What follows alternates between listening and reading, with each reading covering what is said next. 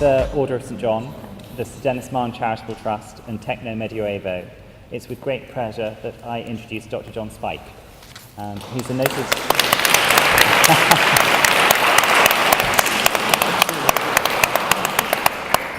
He's a noted historian, curator, author, and lecturer, specializing in Italian Renaissance and Baroque art. He's also an important critic of contemporary art and a former director of the Florence Biennale. Since 2012, Dr. Spike has been assistant director and chief curator of the Muscarell Museum of Art at the College of William and Mary in Williamsburg, Virginia. Last but not least, Dr. Spike is a member of the Order of St. John, so he's speaking at home here today. Yeah. I feel more relaxed. Good, I'm glad. In this illustrated lecture, Dr. Spike speaks extemporaneously on the concept of time in Western art. Hold on. That was a pun. Yes. Go ahead. Using examples that range across the centuries, from ancient Egypt to 2010 and Christian Markley's prize-winning video, The Clock. In that span, the Renaissance of Masaccio and the Impressionism of Monet made major advances. Earlier artists in the West were largely guided by the philosophical writings on time and memory by St. Augustine. Modern artists, from Cézanne to Picasso to David Hockney, have explored multiple points of view, seeking to make convincing two-dimensional representations of our volumetric world. The lecture concludes with Caravaggio's Supper at Emmaus, which is in London, a work of art that invokes an unknown future. Thank you so much, Tom. I almost think we don't have to go ahead. That was so well said and covered everything. This might seem redundant, but I'll show you the pictures that go with it. Next, please. So we begin with this remark by the first person in history to think systematically, as deeply as possible, about his own consciousness. He invents psychology, Augustine, and he decides that time is something that was invented by God, so we don't have to ask ourselves, what was God doing for those eons before the creation? Well, because there wasn't any time. That's an absurd question. There was no time till he made it. And the other thing he said, and this is why he has fascinated people through the ages, is he says time is also a part of our human consciousness. So he had it both ways. And here he says, I don't know even to tell you. Now, he did a very interesting workaround telling you he doesn't know by clearing up the inconsistencies that have been left by Plato and Aristotle, who mostly spoke about the most natural thing we think of, which is that time must involve motion. And the beautiful drawings that we have in the back are all about planetary motion. This is certainly so, and that's where it contacts human consciousness. Next. There is an exhibition in Forlì, which is by Bologna, Italy, today, and it's beyond for another week, and it has this title, The Eternal and Time Between Michelangelo and Caravaggio. In this exhibition, they've brought together 75 of the best-known paintings from the 1500s. And so if you have never seen any paintings from the Italian 1500s, fly there quick, because it's an amazing show in that way. The works are all very familiar. But why I put it on is this title, The Eternal and the Time, is an example of how the thoughts of Augustine on time and on mortality and divinity absolutely permeated Western culture, so that people are quoting him unawares. The eternal and time, when you look into what they've done there, they use as meaning sacred and profane. Sacred and profane is one of the dichotomies of the human soul. The first time that someone said to someone else, don't go in the woods, there's something in there, I don't know what it is. Well, they were saying there's some other dimension operating in there. And shrines and the trees that the Greeks immortalized in columns, that all comes from this idea of the difference between the sacred and the profane.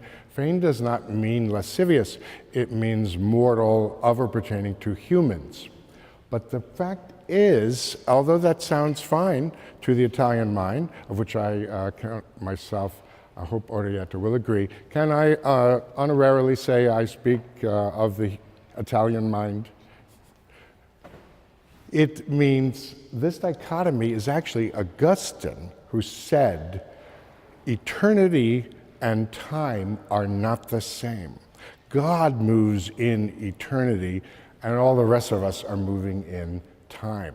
So it's not sacred and profane, it's a dichotomy of time. Next. Here we are. So most representations of most representations of clocks and time instruments have been about the theme of vanitas, that all things pass away. Nothing lasts, and therefore everything is vanity. And here's a fabulous picture of this concept from the 17th century, and they've been doing it for a couple of centuries. It's a sort of illustrative, emblematic way of making a composition, and that's not what I'm going to do today. Next. Now, if you look up time represented in art on Google, you get a bewildering array of things, but you discover that a great high percentage of contemporary artists are fascinated by problems of time. And we heard this morning, in fact, in Gareth's excellent talk on John Latham, how much he cared about time compared to our worldview. They're inseparable. If you have an opinion about how the world came into being, you have to care how you define time, and vice versa. So I took one out here in the middle, and next. And here is this chap. I'd somehow missed the news. And this goes back to the theme, something that Latham was, we heard this morning, it was all new to me, and I was fascinated by it. It was against the static, Well, the static is historically one of the ways people have thought about how can we control time? Is there any way we can stop time? And so here's a chap. Notice, in case you don't find me interesting, I give you interesting things you can read. This is just part of the service. Chap who sits there in a room and does nothing for 4 hours. And the person who's telling us about it says, this is unwatchable. And yet he watched it for 4 hours. Of a chap sitting there with a smile on his face. And this is conceptual art performance. And it is about nothing except, well, whatever. We watch it and we're thinking about what am I doing with time? What does time mean to this person that he does this? And so forth. 4 hours of stasis. Next. Well, this is a surrealistic painting by Salvatore Dali, certainly the most famous of its kind. And in it, he shows his belief that in different circumstances, in this case, sleep especially, time loses its rigidity as we think of time.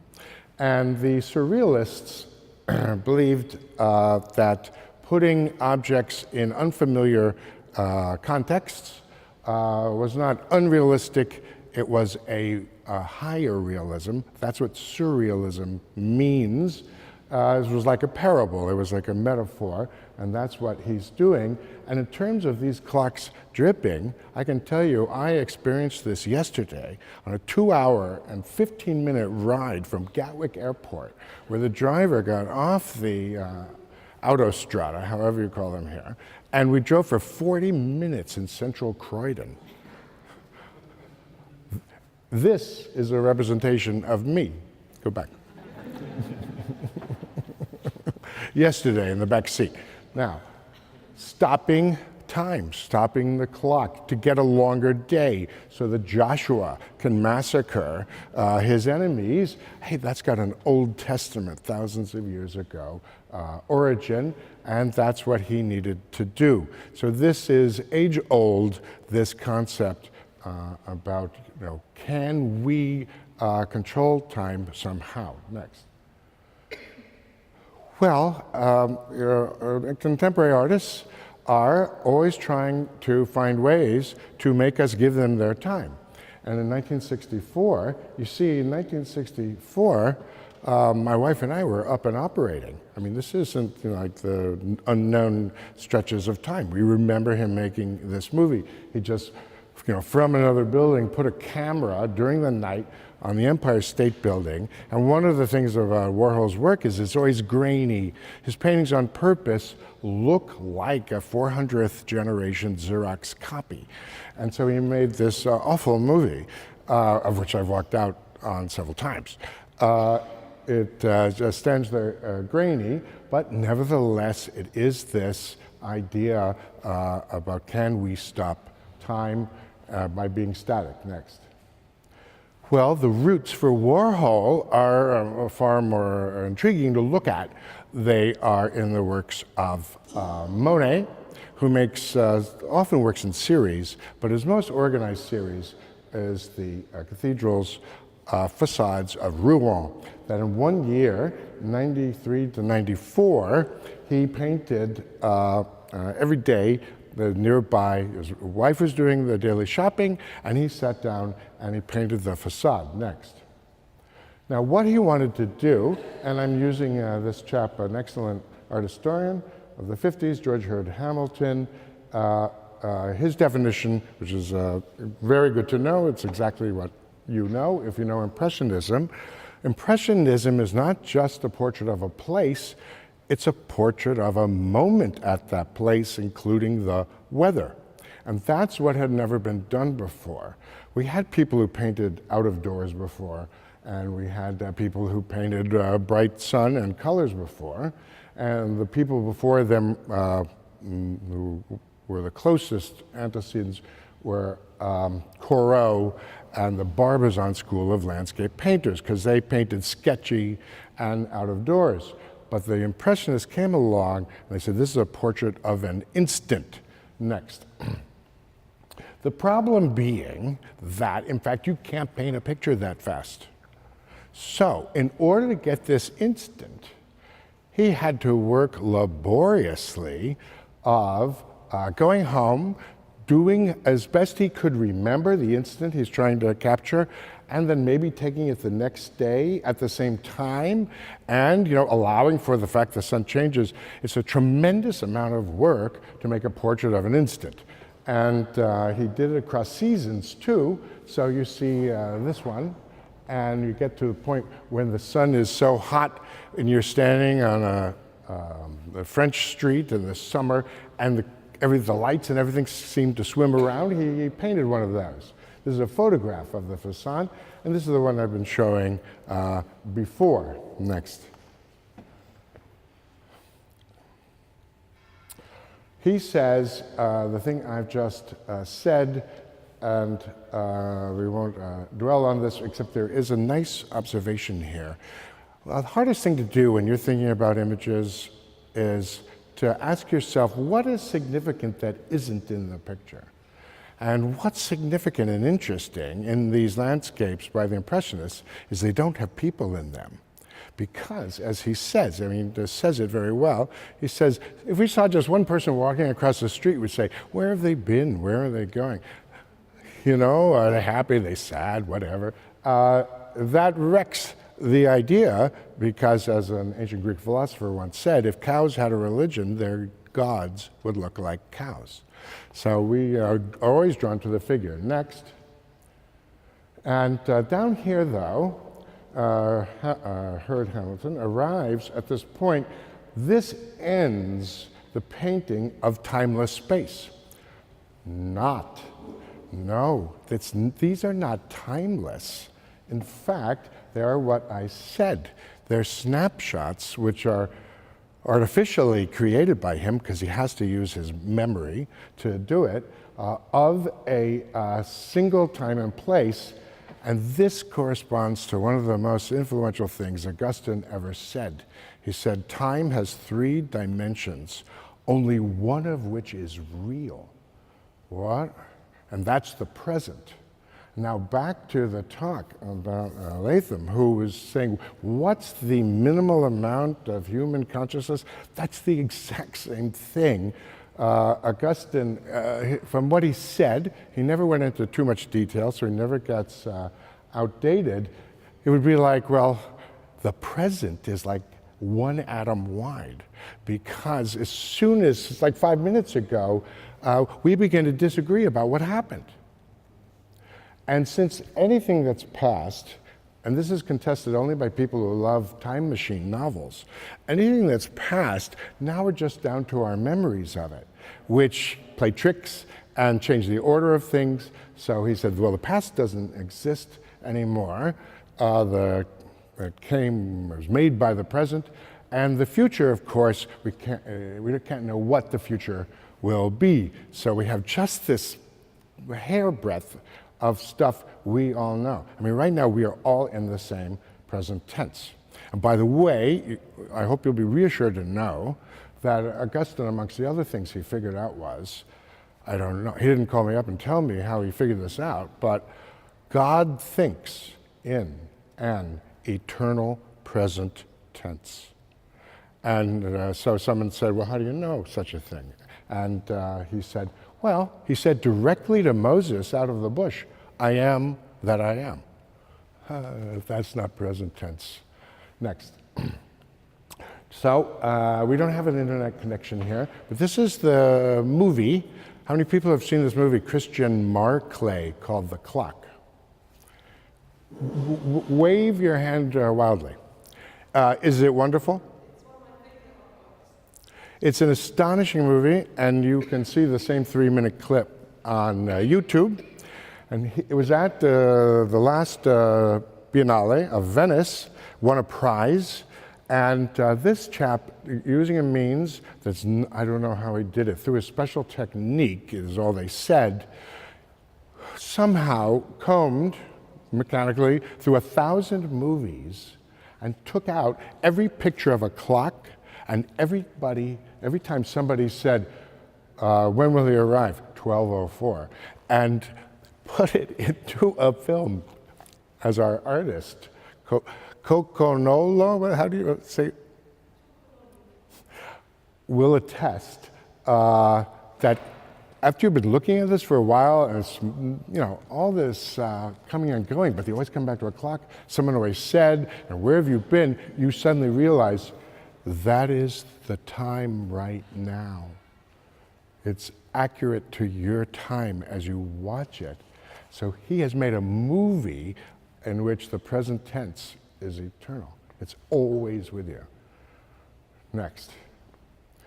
Well, we had a discussion this morning of, what could be the influence of Einstein's views on relativity, changing points of view and art, and people have explored this. It's a popular theme amongst art historians. And why do they say that this is just the paintings that follow the famous Picasso Demoiselle d'Avignon are the Cubist ones, and this is the first one in? Well, because in the Cubist way, he shows different planes of forms that you cannot see unless you walk around and see it from different points of view. Since movement in space implies time, this is credited with being one of the first pictures that tries to represent time. Next. But other people have responded rather convincingly that there's nothing that Picasso did that Cézanne had not done even 20 years earlier. Cézanne just started sitting down in front of these landscapes and in these brush dabs, looking at because you know how we see, when I'm not focused on you, I can't see them, and when I'm focused on him, I can't see you. he caught that by just putting dab after dab after dab, like it's a checkerboard of things, and he felt this was truer. And this is where he got it from. Go next. And there's a modern artist. How many here have heard of David Hockney? I expected a better percentage. I think we have people not willing to participate. Well, I am one of David Hockney's, my wife and I are two of David Hockney's best friends. And I had a chance to ask him about this photo collage, which you see is built up in the way of Cézanne, with all these Polaroids. He spent a week in the Mojave Desert with ladders, getting up, shooting down, and putting them in so we see the junk by the road straight on and so forth. And he says this is a truer way of seeing than the one-point perspective where things run out of sight and they go to a place that doesn't exist, this one point. And that's what he's done. And I was in London one day, walking along with David and his assistant who helped him do this, but many people were involved in making these Polaroid collages. David Graves. We're on our way to a Chinese restaurant, and when yesterday at the Zettler Inn here, they said, we'll recommend restaurants. I said, is there a Chinese restaurant? They said, not near here. I said, all right. Sorry I asked. It was a lovely North African dinner. I said to him, I know what your work means, Pear Blossom Highway. And he's a smart guy, and by which I mean, dramatic understatement. He's a towering genius with a profound knowledge of art history. And he said, what does it mean? Now I'm going to tell you how to look at a work of art, and it involves also seeing what's not there. I said, well, when we see a road going through a desert, our attention is drawn to the road. We don't look at the desert on either side. The road becomes dominatingly important. And when the road runs to the horizon, well, the road comes to us to be a metaphor for a journey, a day, a journey, a life. Could be a journey. And since it runs to the horizon, we don't know where it leads. And you've chosen, you could have put your setup anywhere you wanted, but you chose to put it up in front of these signs. And what it says is, we don't know where our journey is leading us, we only know there's a stop ahead. And we walked on in silence, and David Hockney said to his friend David Graves, what do you think, David? I mean, after all, they'd spent months doing this without a single thought about what it might mean. And David Graves said back, sounds right. And Hockney said, sounds right. Because you're all operating in cultural contexts, and our choices are revealing. Next. And here you see, isn't it remarkable how like that road climbs like a patchwork vertically, and the Cézanne climbs like a patchwork vertically. Next. Well, it didn't take long. If the idea was to show around forms by giving them different facets, it didn't take long, 1912, 5 years later, for someone to say, why don't we show the object in movement? And the story of the famous Duchamp nude descending a staircase, which was in the famous Armory show of 1913, a year later, and flabbergasted everyone. Next. And then it became a movement, which was known as Futurism. And the best sculpture that came out of Futurism was by Umberto Boccioni here. And yes, you have the idea he's going by in a blur. Next.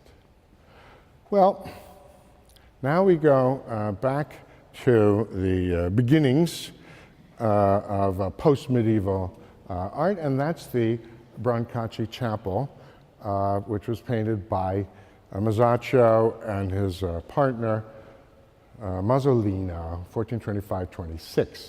Next. And in it, there is a representation by Masaccio of movement that is so advanced, so surprising, that no one imitated it for 400 years. Because if you don't understand something, you can't use it. And it's this fresco here on the altar wall. Originally, this was a fresco of the crucifixion of St. Peter, which made these scenes, which are all the life of St. Peter, culminate in his sacrifice, which is related in that way to Christ. Next to it, there is this scene. Here it is. And I want you to see, if I said, and they're coming from the temple, if I didn't put that big señaletica, as we say, look, that's the temple. Just everyone knows the story so well. You only need to indicate it to this extent. That's not one of the houses. And it looks like downtown Jerusalem is, in fact, downtown Florence. The story is told that St. Peter, this is now the apostles after the resurrection, walking down the street, and people would line up so that his shadow would fall over them. Let's see the next. And here it is. You see all the action with the shadows. And rather interestingly, this chap's holding a stick that seems to fit in fine, but wait till you see really what it adds up to. So they were here. This chap is kneeling. He can't move. This chap is rising because he's beginning to feel something. And this one is saying thank you. He's actually shown a progression across these three figures, the shadow falling on them. Next. And curiously, the origins, and this has never been said before, today in your presence, this prophecy is fulfilled.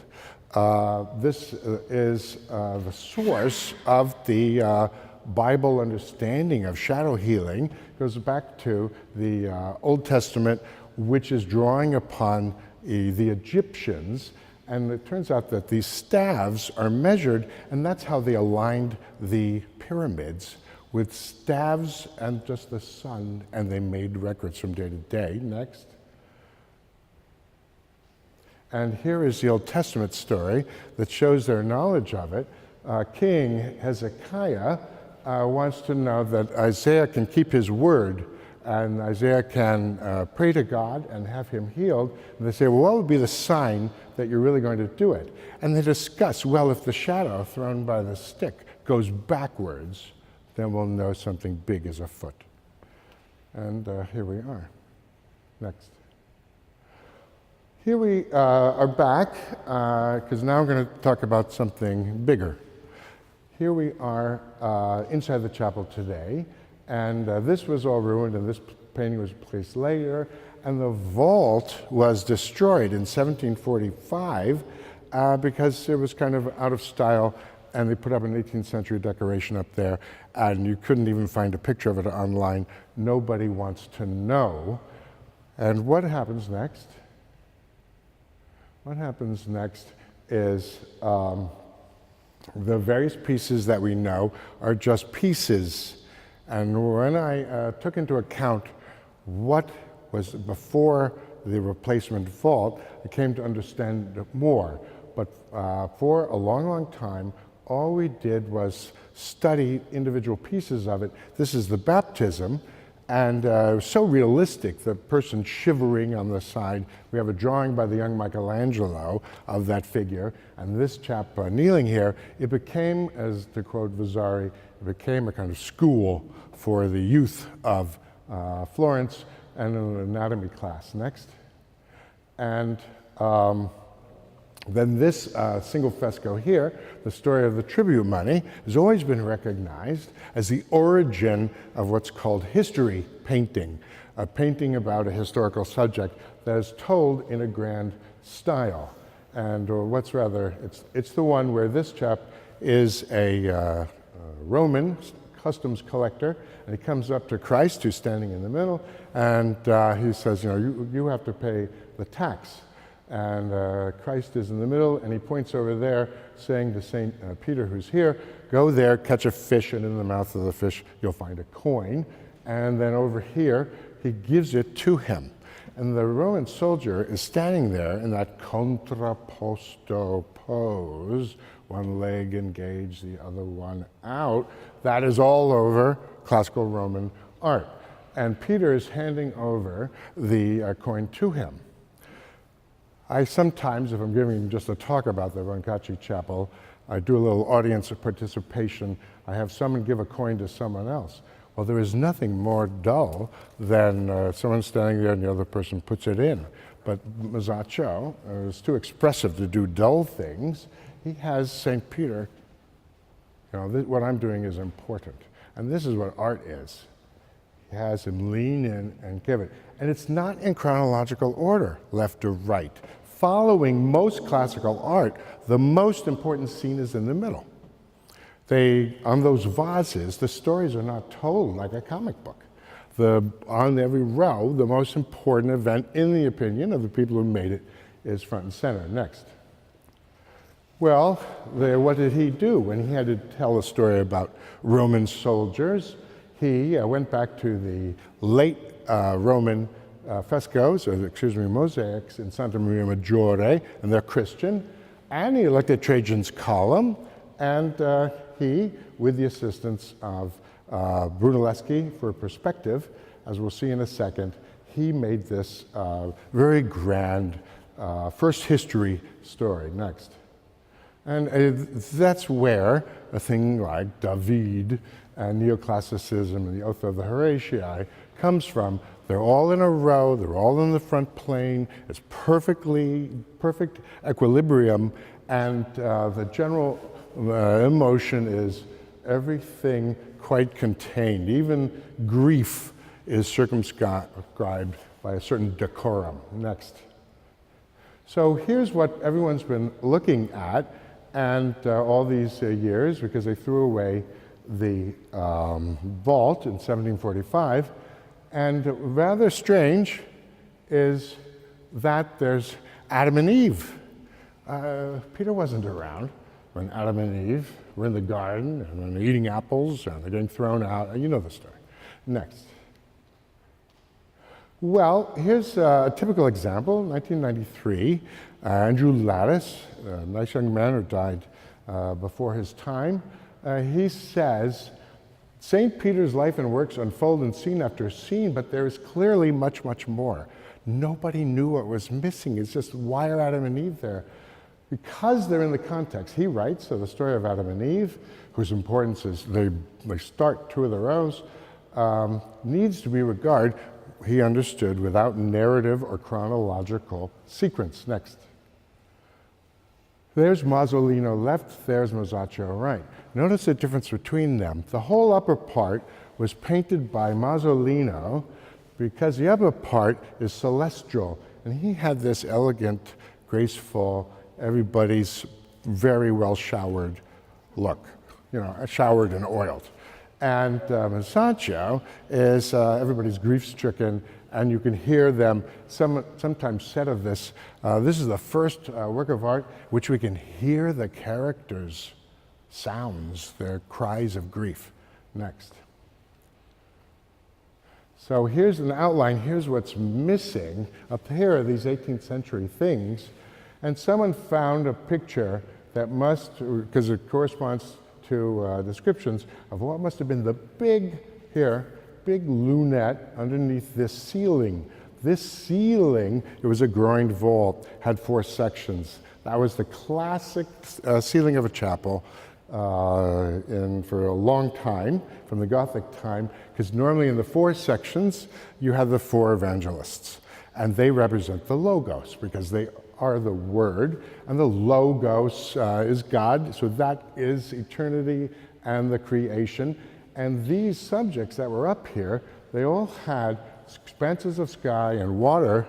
And so when you realize that, you realize this is a Genesis allegory, the 7 days, the separation of water from land, and the population of the world also, and also, at the end of Genesis, how we're expelled from the garden.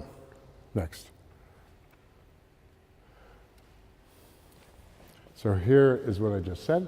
the beginning of a visual parable, the 7 days, Genesis 1 to 2.4, descended in these layers, 7 days. Adam and Eve are anachronistically present. It means that God acts outside mortal time. They bring us this time, our mortal time. Peter's life is to be read as the story of salvation. He personally personifies parallel to the story of Christ. Next. And in Augustine, he says things like, no Christian will dare say the narrative must not be taken in a figurative sense. For St. Paul said, all these things that happened to them were symbolic. And this deeply informed Renaissance art that St. Augustine said we need more than just telling the story straight out. And of course, in the beginning was the Word and Logos.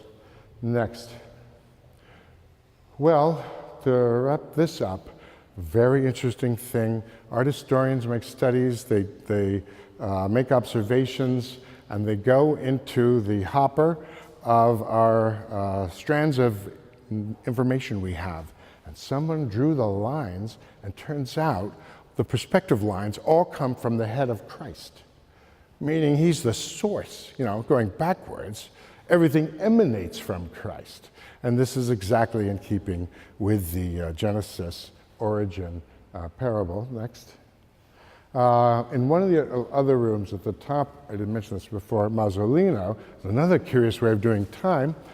This is a moment in Acts where he is healing this crippled man, and then he gets the word, and over here, I don't show it because I want to make it big and visible. There's the widow Tabitha. He goes to visit her.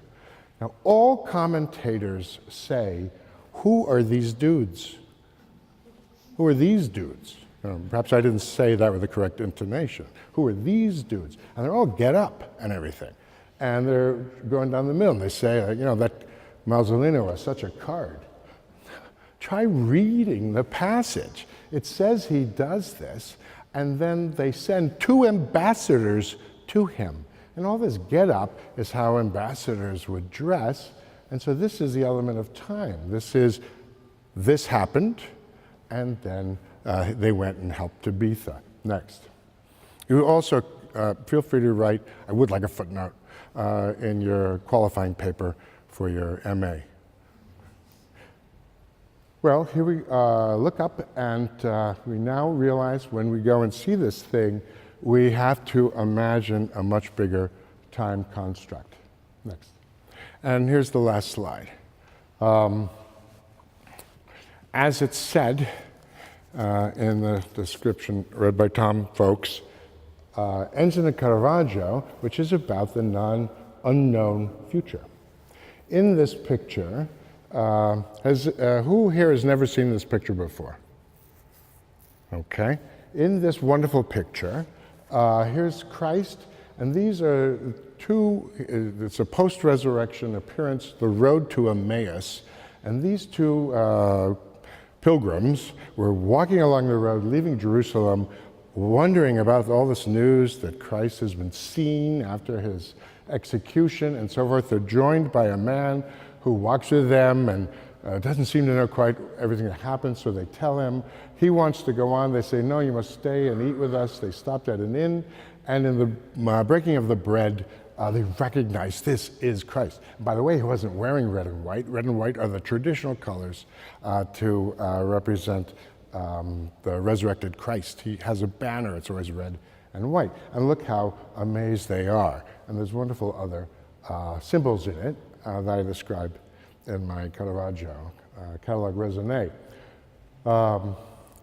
Notice no description of the inn. One person there. When you have a neutral, undefined background, we call this looking for the effect of an emblem. Tries to make it universal by pulling it out of a specific, the third inn on the right. It's just there in this timeless place, there's this one chap. I don't know if you can see him so well from the far end, but this is the innkeeper who, while the room is exploding with their recognition, he is gazing at them with the expression that to me seems, did you want it sparkling or still? It's not his day. It's not his day. He doesn't see it. They see it, and in Christian dogma, when you get it, that's the day of your salvation. And that means you're in, you're fine. It's not his day. And by being the only chap in the picture, he becomes a kind of everyman. Because if we want to involve ourselves in this picture, we're induced or invited to say, had I been there, would I have seen it? We don't know. None of us know. Would I have seen it? We don't know. Maybe he will get it later. Nobody knows. But that's the unknown future. Thanks for your attention.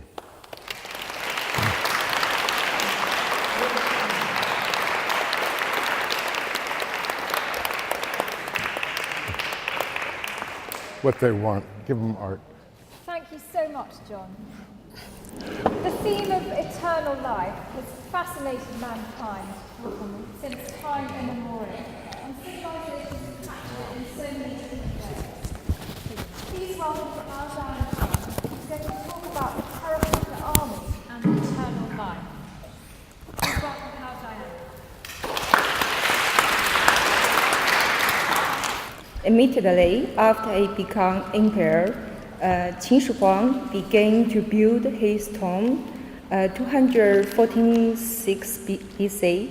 The construction process lasted for the rest of his lifetime, since excavation began in the 1917.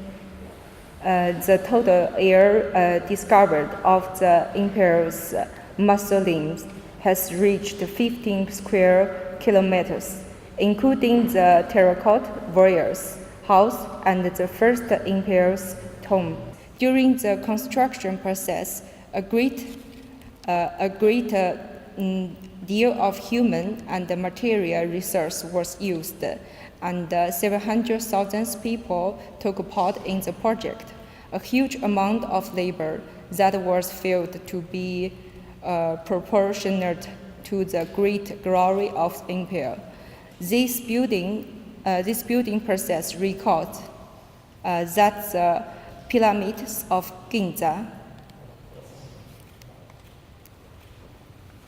where hundreds of thousands of slaves and craftsmen worked hard side by side for at least 100 years in order to building the three pyramids, inaugurating what archaeologists called empire's funerary economic.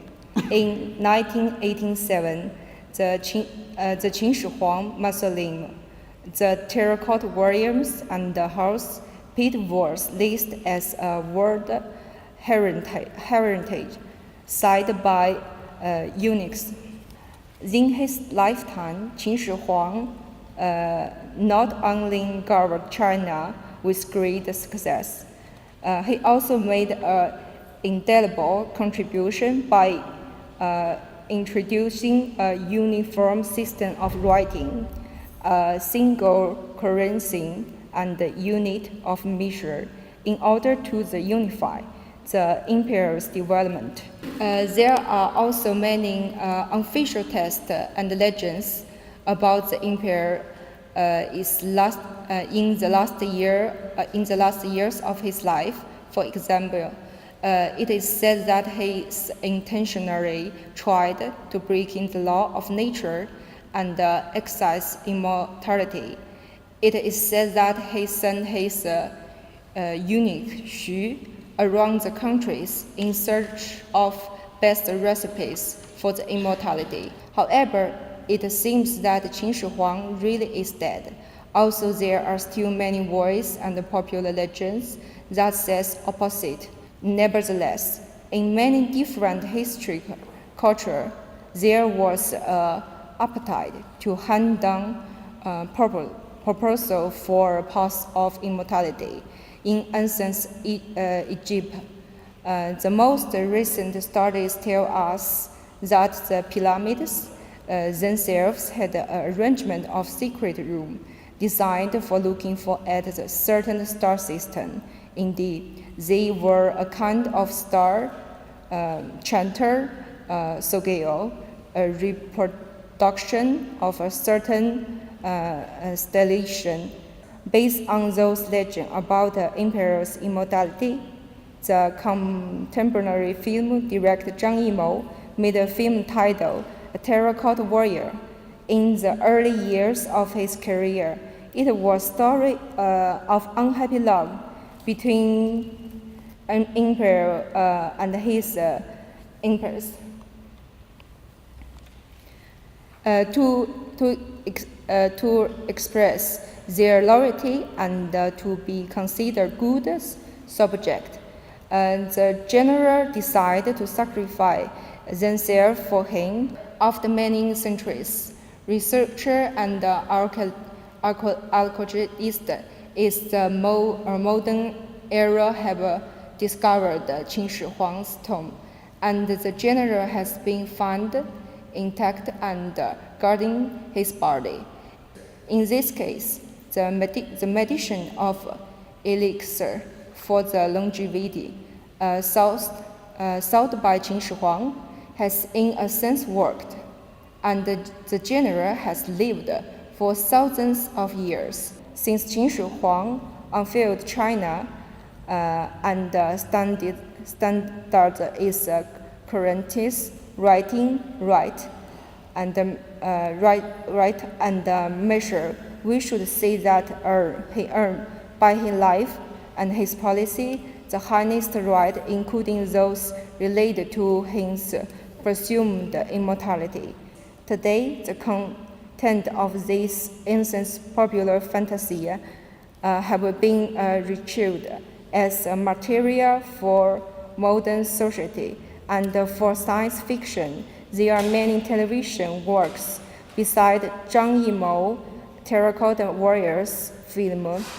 For example, in Hong Kong, there is a famous television series called A Step into the Past. The scientists think they have understood the real reason why the emperor surrendered himself with the terracotta warriors, as if they could enter into his mind. There is one of many such claims for the views of Chinese science fiction television. In both the history of fiction and in today's reality.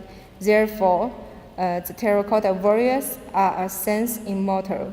If the Emperor Qin Shi Huang has found in his day the recipe for longevity, he could now watching TV comfortably seated in the room of some enormous hotel on planet Earth, and compliment himself, says, "Wow, I was so cool."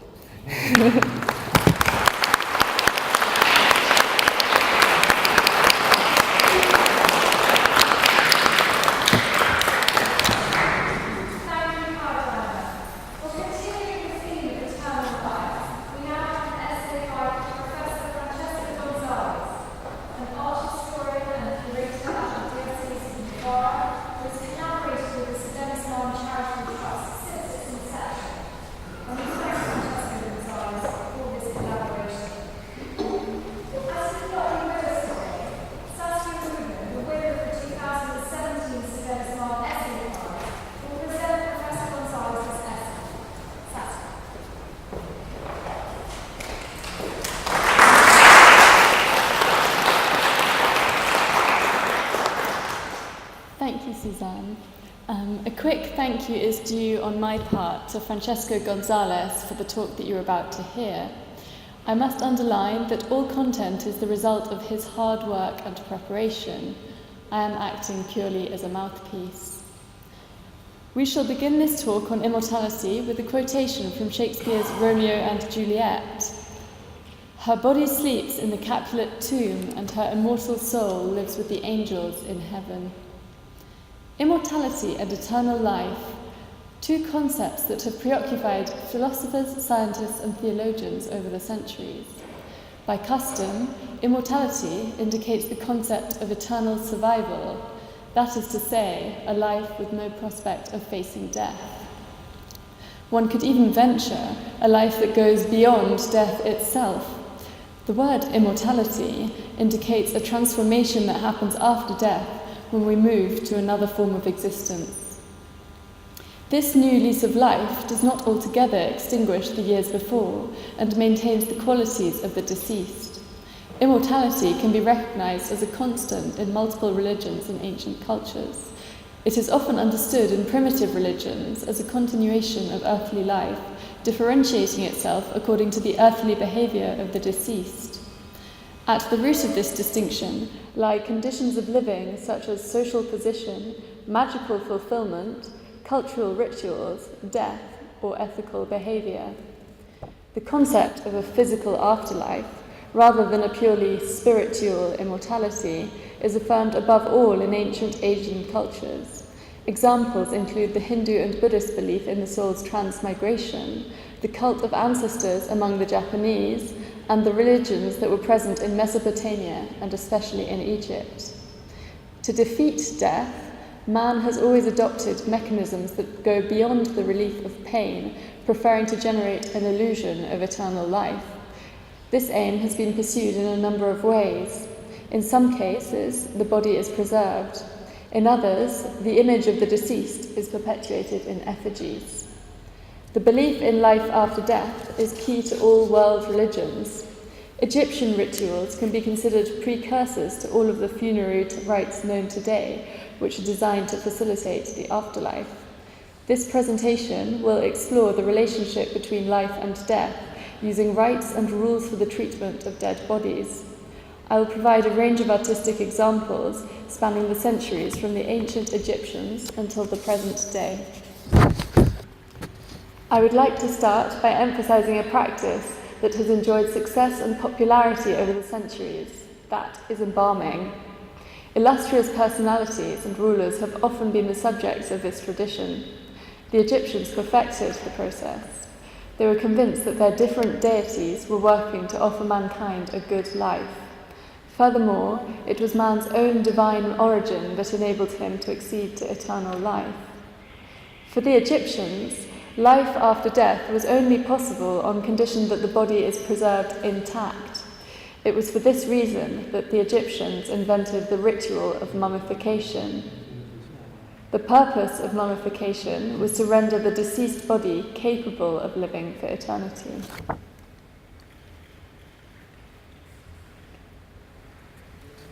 Mummification was extremely complex and very expensive. For this reason, it was initially preserved for the pharaoh. However, with time, the hope of life after death became more widespread. A procedure was developed in which the internal organs were removed from the deceased body and stored separately in canopic vases. Some examples from the Antiquities Museum in Trieste are shown here. After organ removal, the deceased were placed in saltpeter, a substance that eliminated water from the body. They would remain immersed in the saltpeter for around 70 days. At the end of this period, the body was gently cleaned and greased with special ointments.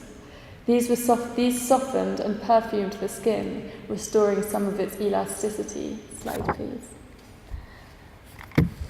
Once the funeral rites were concluded, the Egyptians believed that the deceased would begin an adventurous journey to unknown regions in the afterlife.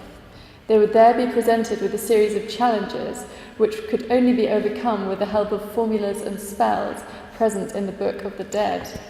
This scroll would be placed in the grave next to the deceased. At the end of his or her journey into the realm of darkness, the deceased had to overcome a final judgment by the god Osiris and his tribunal. Osiris, sitting on a throne alongside 42 judges, began his declaration of innocence. At the world-renowned Egyptian Museum of Turin, there is a precious and rare papyrus, measuring 8 meters long. It is known as the Book of the Dead of Tasnacht and is partially illustrated on this slide. The Tasnacht book dates from the 6th to the 5th century BC and is written in hieratic script. This valuable scroll belonged to a socially elevated woman. It ends with images of the deceased being judged by a court of 42 deities, presided over by Osiris himself. The scale is used to weigh the woman's heart and measure how righteous she has been. The hybrid monster waits to devour her in case of a negative result. This exceptional testimony is striking in its simplicity. The figures in profile mark the papyrus surface, creating a rhythm across the scroll that accompanies the ritual. There is a solemnity to the proceedings and a feeling of inexorability to the woman's destiny. The Egyptians' idea of paradise corresponds to an idealized image of life on earth. Life there would be peaceful. The sun shines without being too hot. A light breeze constantly refreshes the air, and fields consistently reap abundant fruit. These fields would provide a backdrop to socializing, love, and childbirth. In order to avoid the deceased from becoming overworked, small statuettes would be placed next to their body. As they entered paradise, the statuettes would kick into life and take on the toil of the deceased. Slide, please. Fayum portraits have left impressive evidence of burial rites. These are funeral masks that depict the faces of the dead with encaustic painting on wood. They are otherwise executed on plastered bandages and glued to the sarcophagus. These allow us to observe the faces of Egypt's inhabitants from the 1st century BC up to the 3rd century AD. The motive for making these paintings and the context in which they were created remains somewhat enigmatic. They are as close as we can come to photographs of millennia past. One of the earliest known accounts of seeing Fayum mummies dates back to 1615. In December of that year, the Italian traveller Pietro della Valle bought 2 mummies with portraits at Saqqara. Della Valle wrote details of the objects in his travel report, published in 1650 to 53. The people depicted in such effigies were of different nationalities, not only Egyptians, but also Romans, Greeks, and other immigrants. Making such a portrait was out of the reach of ordinary people. The existing objects therefore depict individuals of a high social standing. These paintings are from the Roman period in Egypt, from 30 to 661 AD. This era spans from the fall of the last pharaoh, Cleopatra, up until the Byzantine conquest. The Fayum faces were a source of inspiration for many artists in the 20th century. Massimo Campigli, for example, painted similar portraits with an intense gaze and boldly delineated contours. From Egypt, we move to the Etruscans. For the Etruscans, every aspect of life was ritualistic. The priest played a major role because he was responsible for making sacrifices to the gods. He also deciphered death omens through analysing the flight patterns of birds. Thanks to their beating wings, birds could even help the soul of the deceased to permanently abandon the physical body. In some form, the Etruscans believed in survival after an earthly death. They buried the body along with all of the trappings of an earthly existence. The tomb was designed to look like the house of the deceased, both in architecture and furnishings, if I could slide. Together with the body were buried treasured belongings, including clothes, jewellery, weapons, and also objects of the everyday. On the tomb walls were painted scenes such as banquets, athletic games, and dances. The dead bodies were placed inside the tombs, although their format varied. They might be ashes in cinerary urns or sarcophagi on which the deceased was portrayed in recumbent position, as if he were at a banquet himself. Another slide, please. One of the most fascinating pieces of evidence in existence is the sarcophagus of the spouses from the late 6th BC. It is housed at the National Etruscan Museum in Rome. This terracotta masterpiece was found in 1881 in the Banditaccia necropolis near Cerveteri, Italy. The sarcophagus is composed of a coffin-shaped bed and a lid with the representation of a married couple at a banquet in Oriental fashion. The sarcophagus is actually a cinerary urn intended to hold the ashes of each partner. Capturing the act of banqueting was important since it was a key feature of Etruscan aristocratic life. Such events exuded rank and opulence and encapsulated the ancient ideals and rituals derived from the ancient Greek world. The sculptor's attention is concentrated on the rounded heads with their oval faces and elongated eyes. The contours of the body are hidden by fluid lines of drapery, which were made with refinement and detail. The sarcophagus shows stylistic features typical of the so-called Ionic artistic current. This was initiated by craftsmen from the Greek cities of Asia Minor, which dominated in Etruria during the second half of the 6th century. All of these examples give us an idealized image of the deceased, or in any case, they rendered eternal the human elements of daily life. Slide, please. A natural example of preservation lies in the city of Pompeii. The bodies of the victims of Vesuvius, caught mid-eruption, provide us with a new perspective. On the 5th of February 1863, the excavations director at Pompeii, Giuseppe Fiorelli, was alerted by his assistants to a cavity with bones at the bottom of it. He immediately ordered that the work be halted. He then arranged for plaster to be poured into the cavity along with its neighbouring pits. Once the gypsum had dried, the pumice and hardened ash crust were carefully removed. This maintained the poses of 4 corpses. The dead bodies had been preserved by the cool shower of ash. Nowadays, thanks to Fiorelli's effort, today we can still see their facial expressions, the folds in their clothes and their contorted positions. Surrounding features such as doors, closets, plant roots, and animal silhouettes have also been preserved.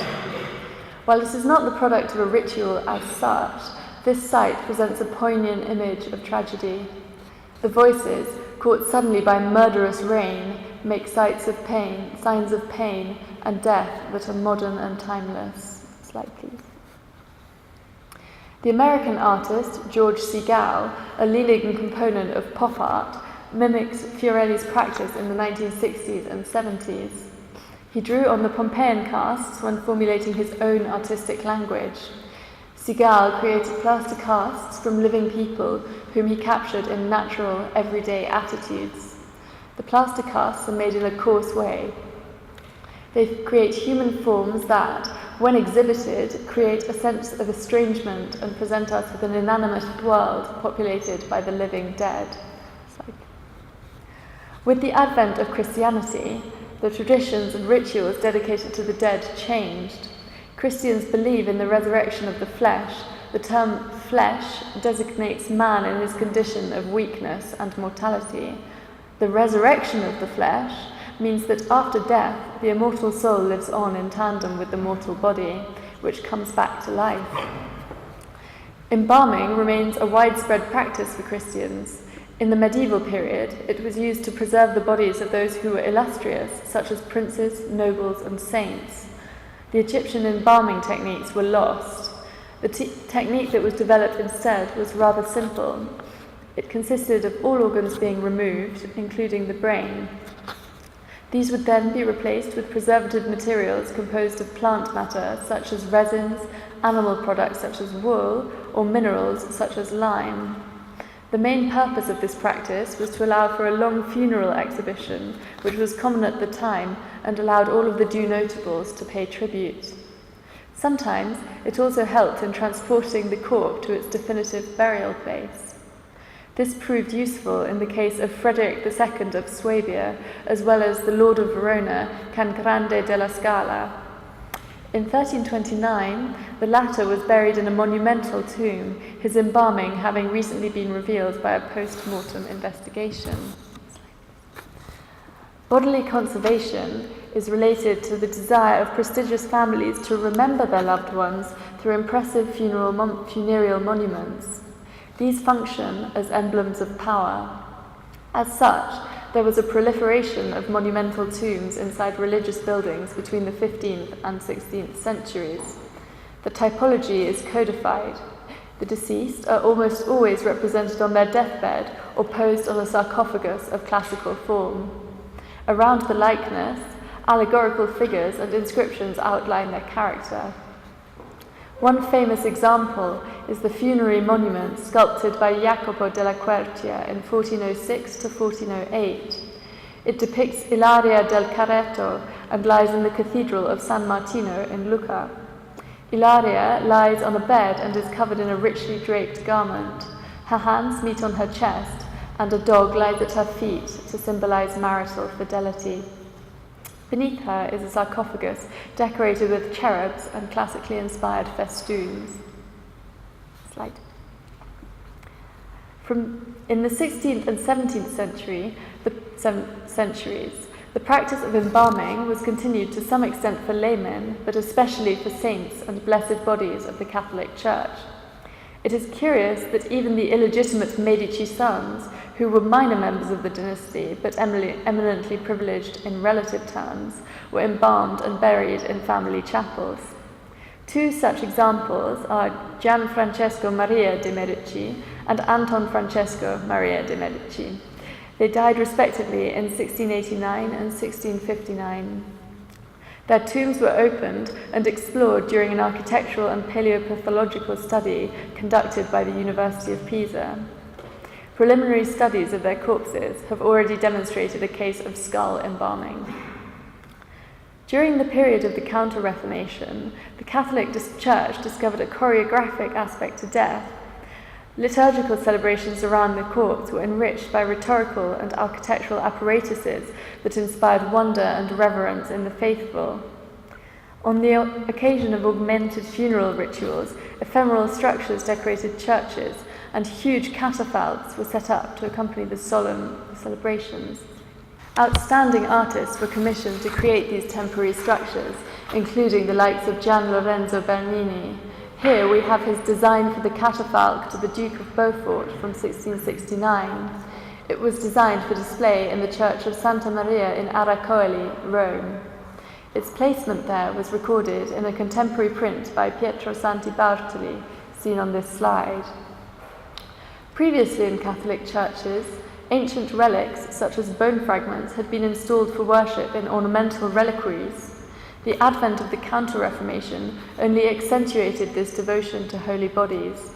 The blessed or saintly body had to be preserved from disintegration as an act of reverence. The bodies were thus treated through embalming. Others that were associated with a life of wonder and miracles were left in their natural state. Far from being negligent, the rationale of the Church was that these bodies were too holy to be at risk of decomposition. The 19th century saw the dawn of a new phase in the evolution of the embalming process. This progress culminates in the work of Alfredo Salafia from Palermo. For years, Salafia experimented with post-mortem conservation treatments on animals, starting to experiment on cadavers only in 1899. His method, studied and perfected over years, consisted of injecting a substance into the femoral artery, which is located in the thigh. The chemical composition of the substance included glycerin, zinc sulfate, zinc chloride, and salicylic acid alcohol. Salafia soon achieved widespread fame. He was called to solve problematic cases such as the bodily restoration of statesman Francesco Crispi and other well-known personalities of the time. Of all of these operations, however, the most extraordinary and fascinating is the embalmed body of the child Rosalia Lombardo. It is in the Capuchin catacombs in Palermo. She is thought to have died of pneumonia in 1920 at the age of 2. The perfect condition of the body remains impressive today.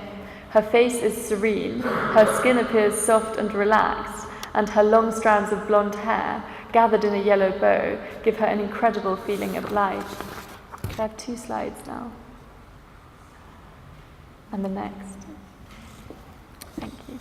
Tombs and funerary monuments that are realist in flavour have an exceptional capacity to elicit melancholy and compassion in the mourner.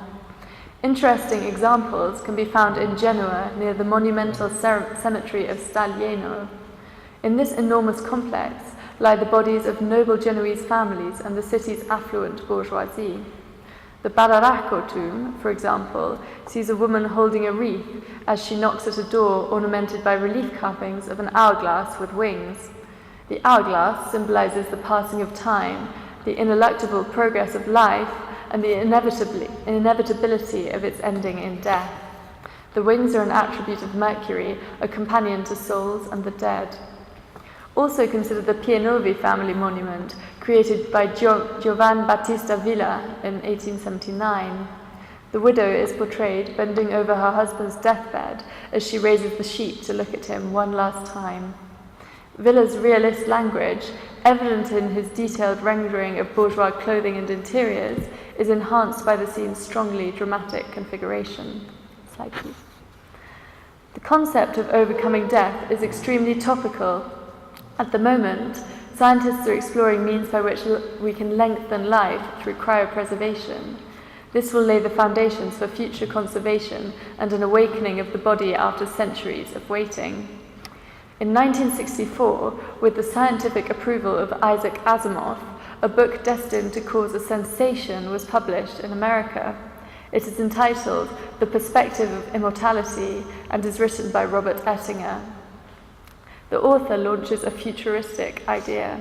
He suggests that cryogenesis, the freezing of the body immediately after death, would enable future scientists to revive deceased persons when a cure for their illness has been found.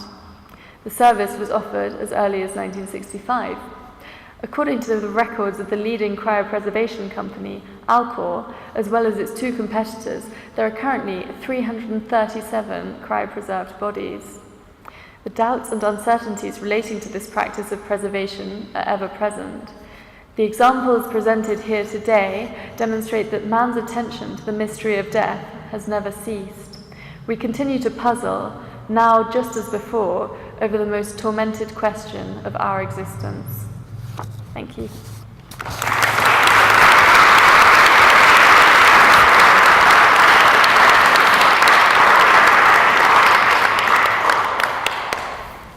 Our scientific community of young academics from Imperial College and also the University of Cambridge have contributed in no small measure to our Techno exhibition and also to our catalogue.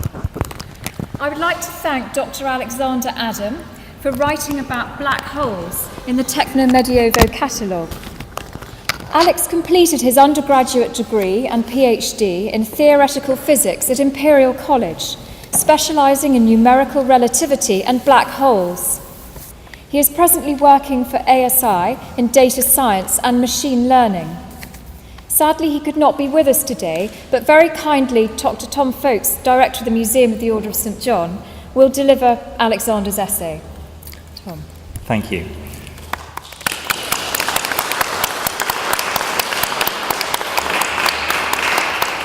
Well, I certainly don't deserve a round of applause. I would love to take credit for what's written here, but as Saskia said, I am merely a mouthpiece.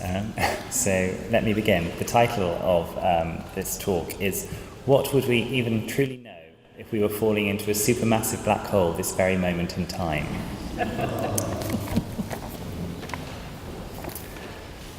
Black holes have captured the public imagination for decades, a staple of classic space opera and pulp science fiction as a region of space-time where gravity is so strong that not even light can escape. A point of no return, a literal void in the universe, if you will. What is perhaps less well known is that these terrifying cosmic devourers are based on over 100 years of scientific and mathematical theory, and most strikingly, they almost certainly actually exist in our universe and are much, much stranger than they first appear to be. In 1687, the peerless Isaac Newton published his masterpiece, the Philosophiae Naturalis Principia Mathematica. In it, he laid down, among other things, a complete mathematical framework with which to describe the motion of objects, be they balls rolling down ramps, apples falling from trees, or planets orbiting a star.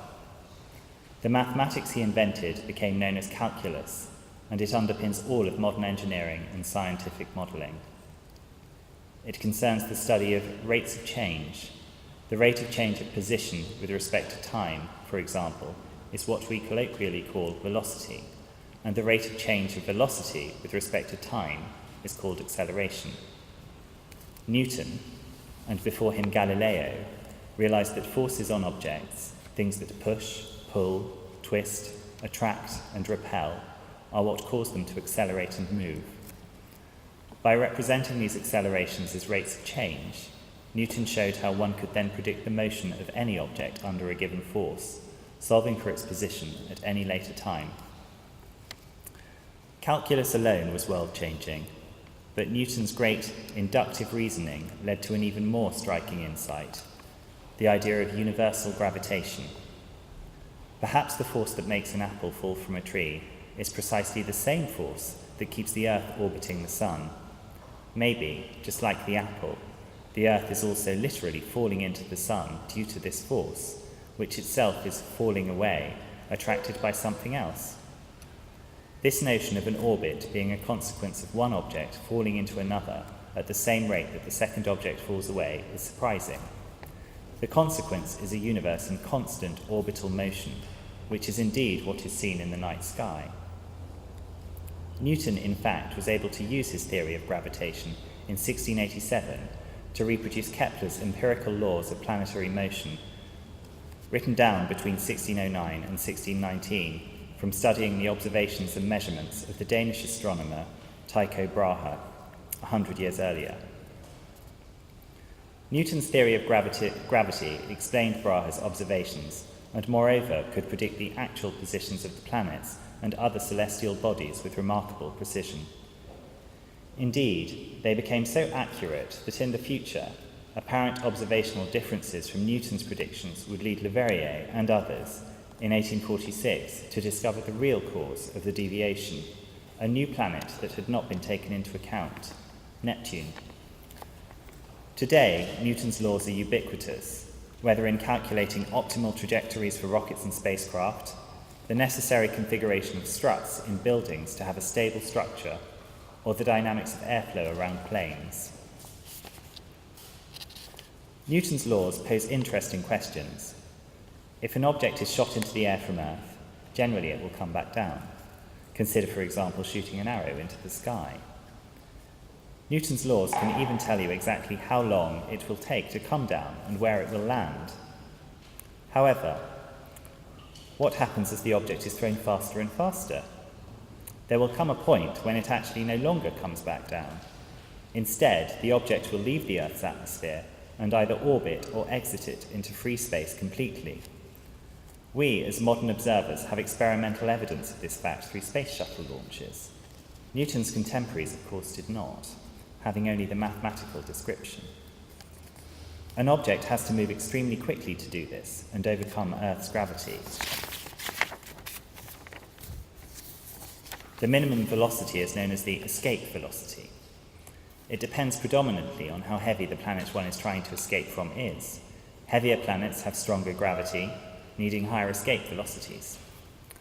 In 1783, the English clergyman and natural philosopher John Michell observed something very interesting, namely that for a sufficiently heavy planet or star, the necessary velocity to escape from it would become arbitrarily large.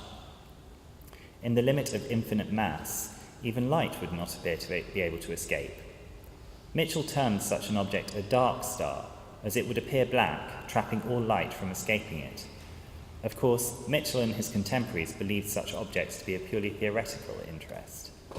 As far as they were concerned, the speed of light was infinite. Galileo had attempted to measure it previously and found it to be so. And so no star of finite mass would ever be a dark star. Of course, they were not in possession of all the facts. We know today that the speed of light is in fact not infinite, but finite, 299,792,458 miles per second, in vacuum to be precise. The story of the strange behaviour of light and its finite, constant value takes us now to 1905, a remarkable year for an even more remarkable man. Albert Einstein's contributions to physics were numerous, ranging from the foundations of quantum theory to cosmology. Arguably, his most significant insights, however, came in the form of his two theories of relativity. Relativity concerns measurements made by observers in relative motion. The special theory of 1905 tells us what happens in the case where these observers are restricted to have a constant velocity, which is to say that they are not accelerating, whilst the general theory of 1915 allowed for acceleration. General relativity became Einstein's landmark achievement, building on contributions from many of the mathematical giants of the era, Riemann, Hilbert, and Cartan, among others. It would set the stage for the close interactions between mathematics and theoretical physics in the coming century. In 1905, when Einstein proposed his special theory of relativity, he was motivated by the strange behaviour of light. The great Scottish physicist, James Clerk Maxwell, had shown years earlier, in 1862, that light was an example of an electromagnetic wave, just like the radio waves and microwaves that power modern society. Like all waves, light had a speed which Maxwell was able to calculate from his theory. It was finite. But what was light travelling in? All previous examples of waves known at the time had to travel through something else to get from A to B. Waves on the surface of a pond travel through water, sound waves by compressing air, and so on. Physicists believed that light travelled through something called the ether, but this belief had measurable consequences that would turn out not to be observed.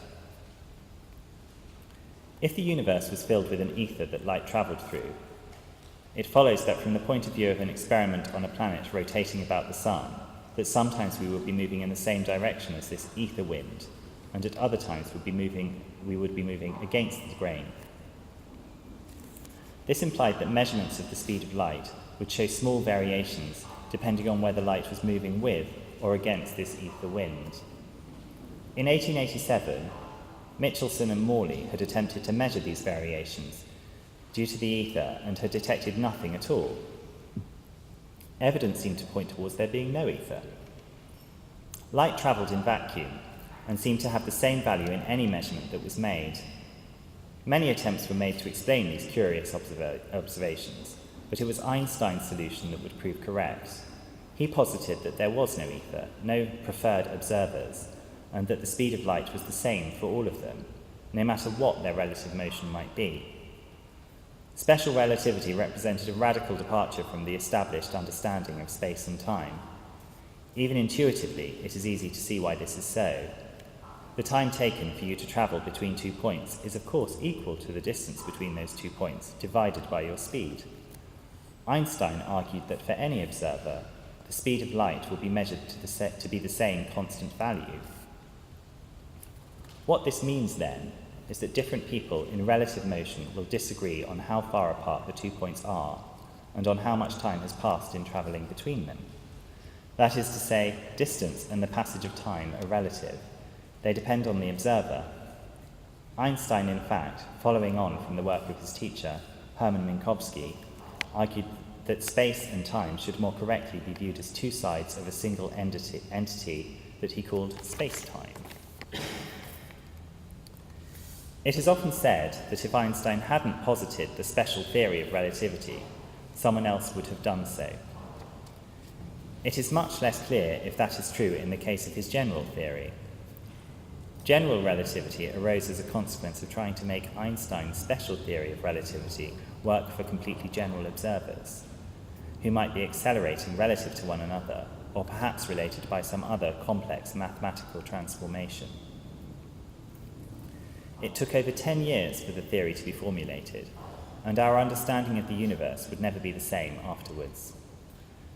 The key ideas underpinning the theory are beautifully simple. General relativity is founded on a concept known as the equivalence principle, an idea that can be understood as follows. Consider being shut inside a laboratory with no doors or windows. It is impossible to determine from the inside the room by performing any measurements or experiments whether the room is at rest in a constant gravitational field or accelerating at a rate that is equal to the acceleration due to gravity. This shows that there is a fundamental connection between acceleration and gravity, and indeed, the stunning achievement of general relativity is precisely that. General relativity, by including acceleration, automatically includes gravity, and was able to explain what gravity actually is on a more fundamental level than Newton's theory. Einstein had already understood that his special theory of relativity was really a theory about geometry. in particular the geometry of space-time.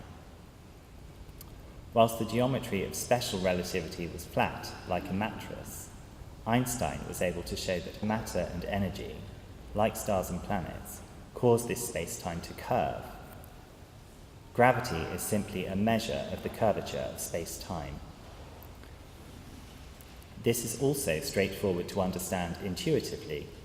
If we return to the mattress analogy, a planet's gravity causes space-time to curve.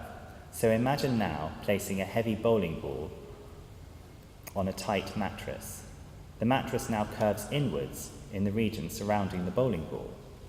If smaller balls, or planets, are now rolled along the mattress, their paths are deflected if they get too close to the bowling ball. They appear as though they're attracted to it. This is gravity, correctly understood not as a force, as Newton imagined, but as curved space-time. Einstein's theory of general relativity rapidly turned him into a celebrity. In 1919, the English astronomer Sir Arthur Eddington organised an exhibition to the Isle of Principe off the west coast of Africa to observe a total solar eclipse. The positions of the stars in the constellation Taurus that Eddington measured were used to measure light bending due to gravity, an effect not present at all in Newton's theory, and were completely consistent with the predictions of general relativity. Einstein would make the front page of worldwide newspapers the following day. The theory would gradually become accepted, finally finding mainstream success in the physics community during what became known as the golden era of relativity in the 1960s and 1970s. It was in this era that the major implications of the theory for astrophysics and cosmology began to be fully understood. Since then, the predictions of general relativity have been confirmed in all observations and experiments to date, and along with quantum mechanics, it remains one of the two great cornerstones of all of modern physics. General relativity has some truly bizarre consequences. It implies the existence of a Big Bang and an expanding universe.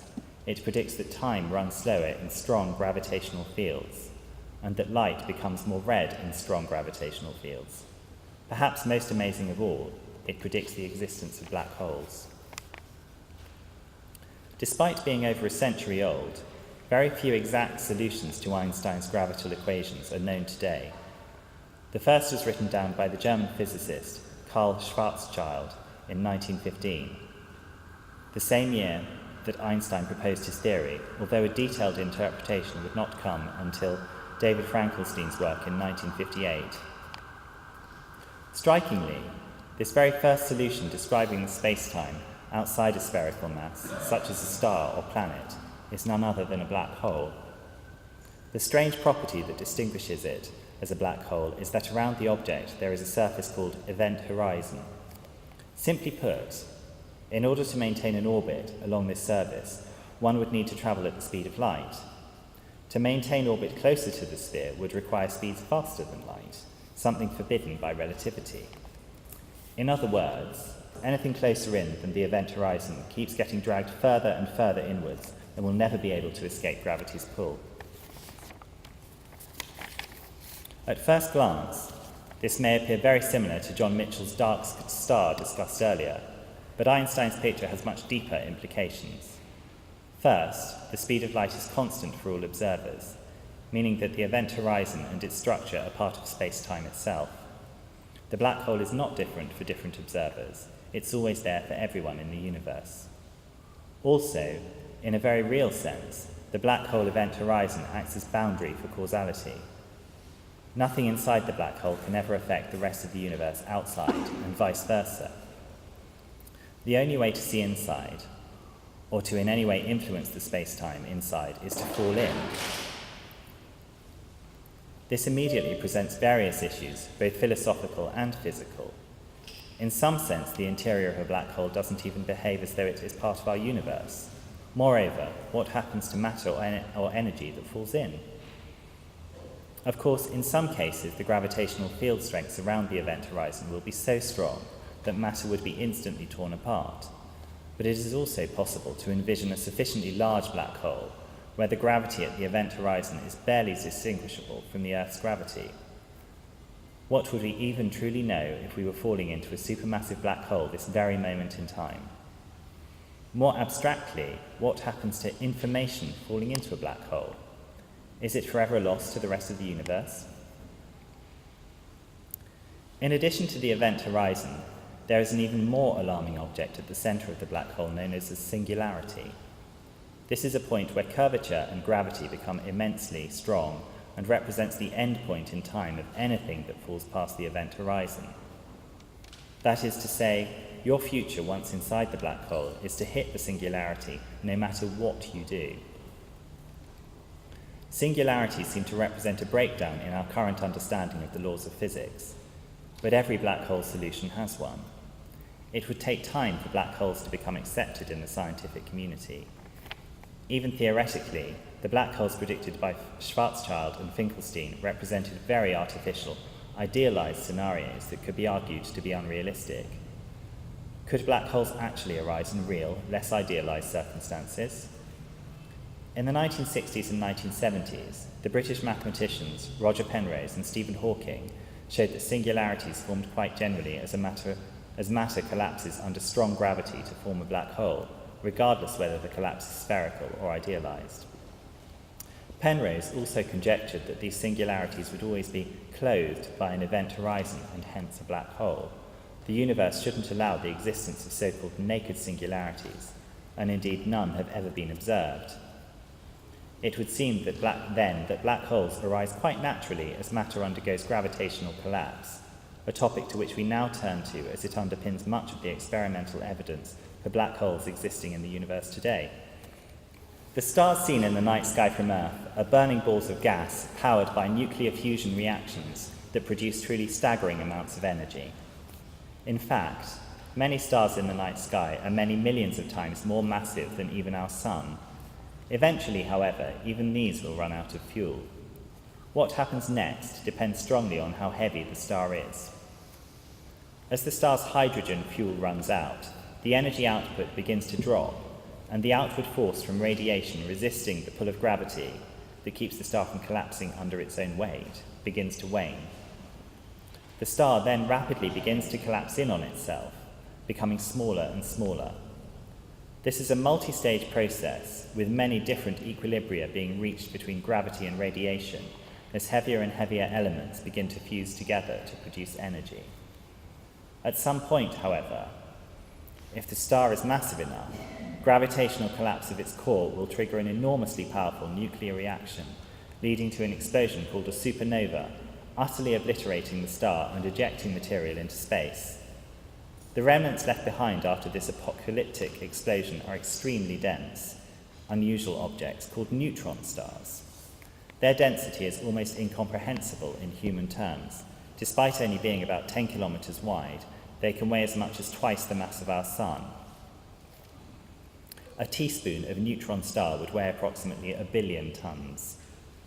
Neutron stars are able to withstand further collapse under gravity due to quantum mechanical effect called degeneracy pressure, but even this can only go so far. If the neutron star weighs more than 2 to 3 times the mass of our Sun, even this will not stop further collapse, and the star is then believed to collapse into a black hole.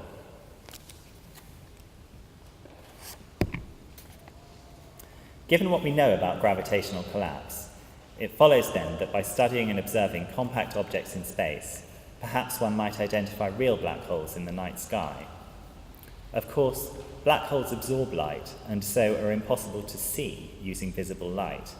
However, astronomers also observe the night sky using the infrared, radio wave, and other parts of the spectrum.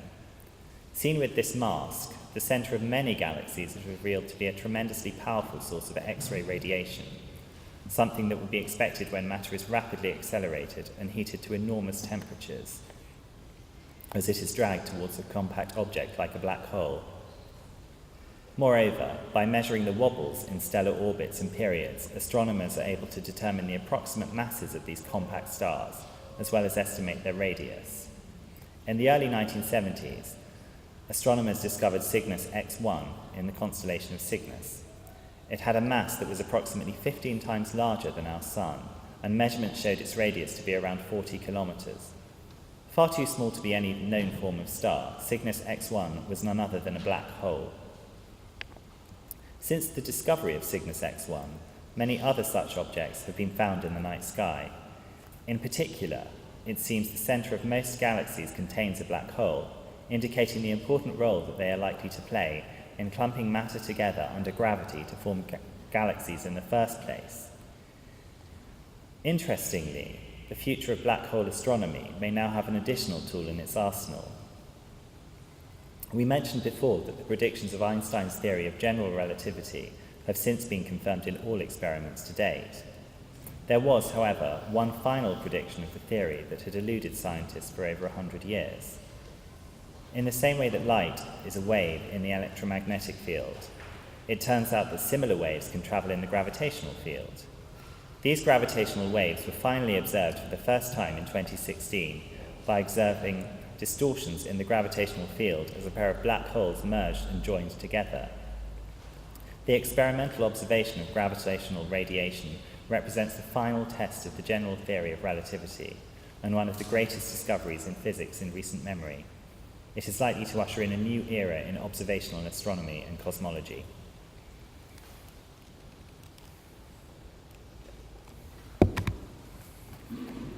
There is much more to say about black holes than what has been written here. In particular, there are many questions that have not been adequately answered. As mentioned before, what truly happens to information crossing an event horizon? Many readers will be familiar with the idea that modern physics is governed by two theories that seem to be fundamentally incompatible with one another. On the one hand, we have general relativity, discussed here. On the other hand, there is quantum mechanics, the theory that describes the behavior of the very small, atoms and subatomic particles.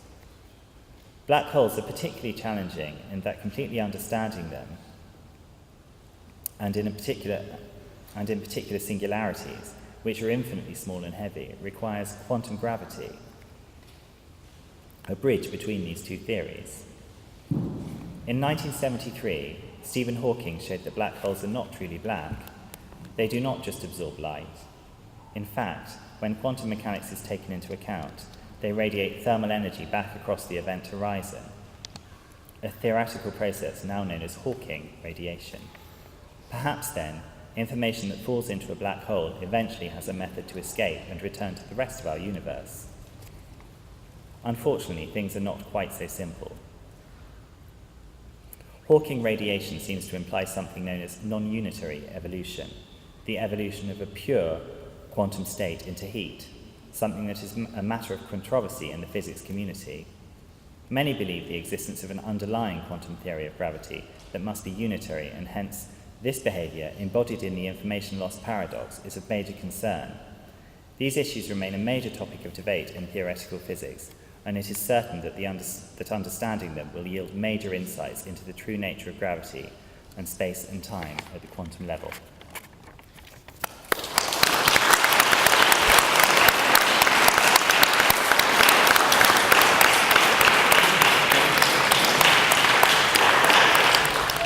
We now welcome Dr. Oliver Curtin, who will talk about Ettore Majorana, the troubled genius of the nuclear age who disappeared in mysterious circumstances in 1938. Oliver obtained a master's degree at Imperial College London, specialising in string theory. His PhD focused on quantum properties, quantum impurities, and the emergence of Majorana fermions. Following a period as a visiting researcher at Imperial, Dr. Curtin joined Morgan Stanley as a quantitative strategist. Please welcome Dr. Oliver Curtin. Thank you, Suzanne, for that lovely introduction. So today I'm going to be talking about Ettore Majorana, his origins in Italy and some of the work that he actually did in engineering and physics, as well as some of the mysteries surrounding his disappearance and his ongoing legacy in science. So he did a number of very cool things back in the 30s at the start of the nuclear age. So in particular, he's famous for the development of the theory and the theoretical framework behind neutrons and their discovery.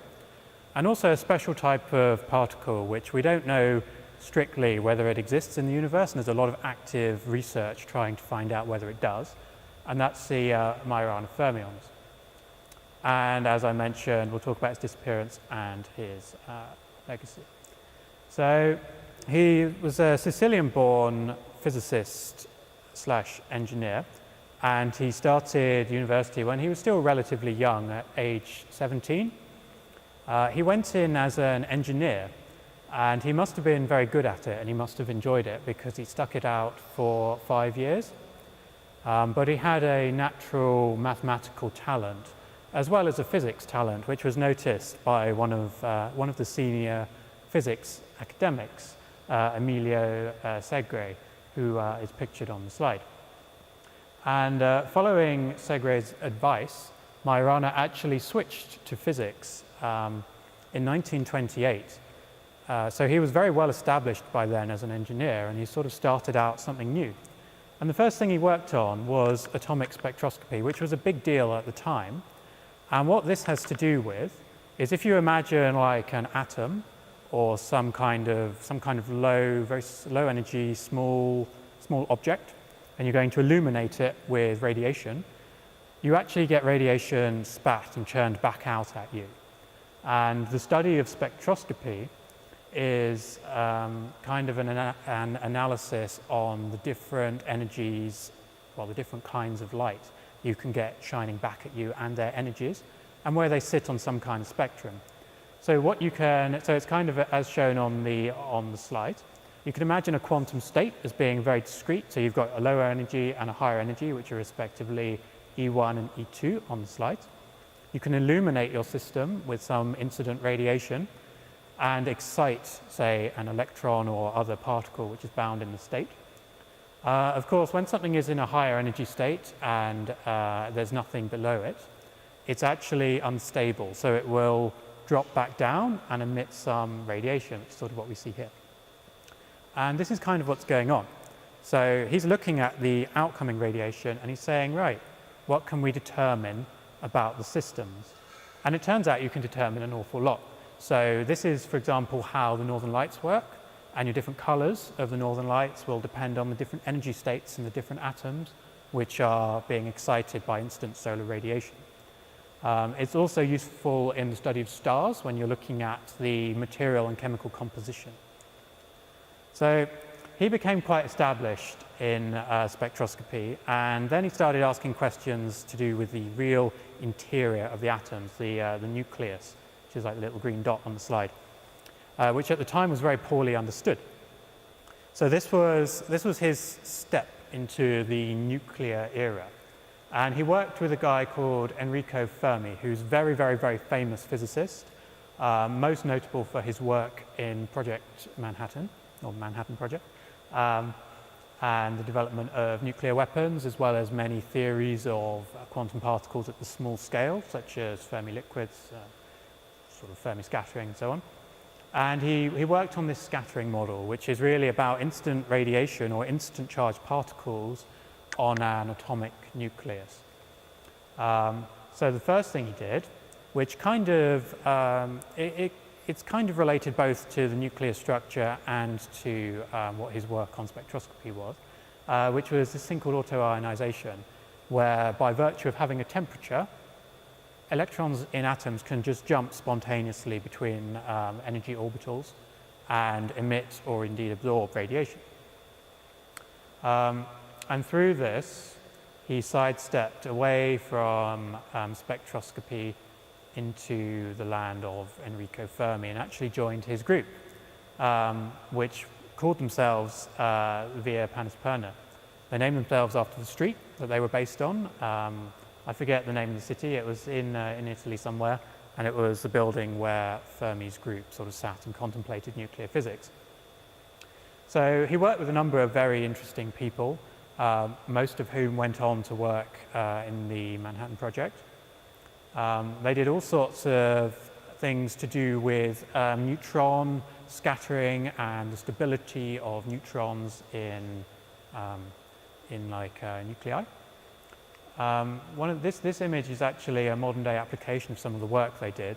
It's a nuclear reactor, and the small bars you see are actually boron rods, which get inserted into the core and absorb neutrons.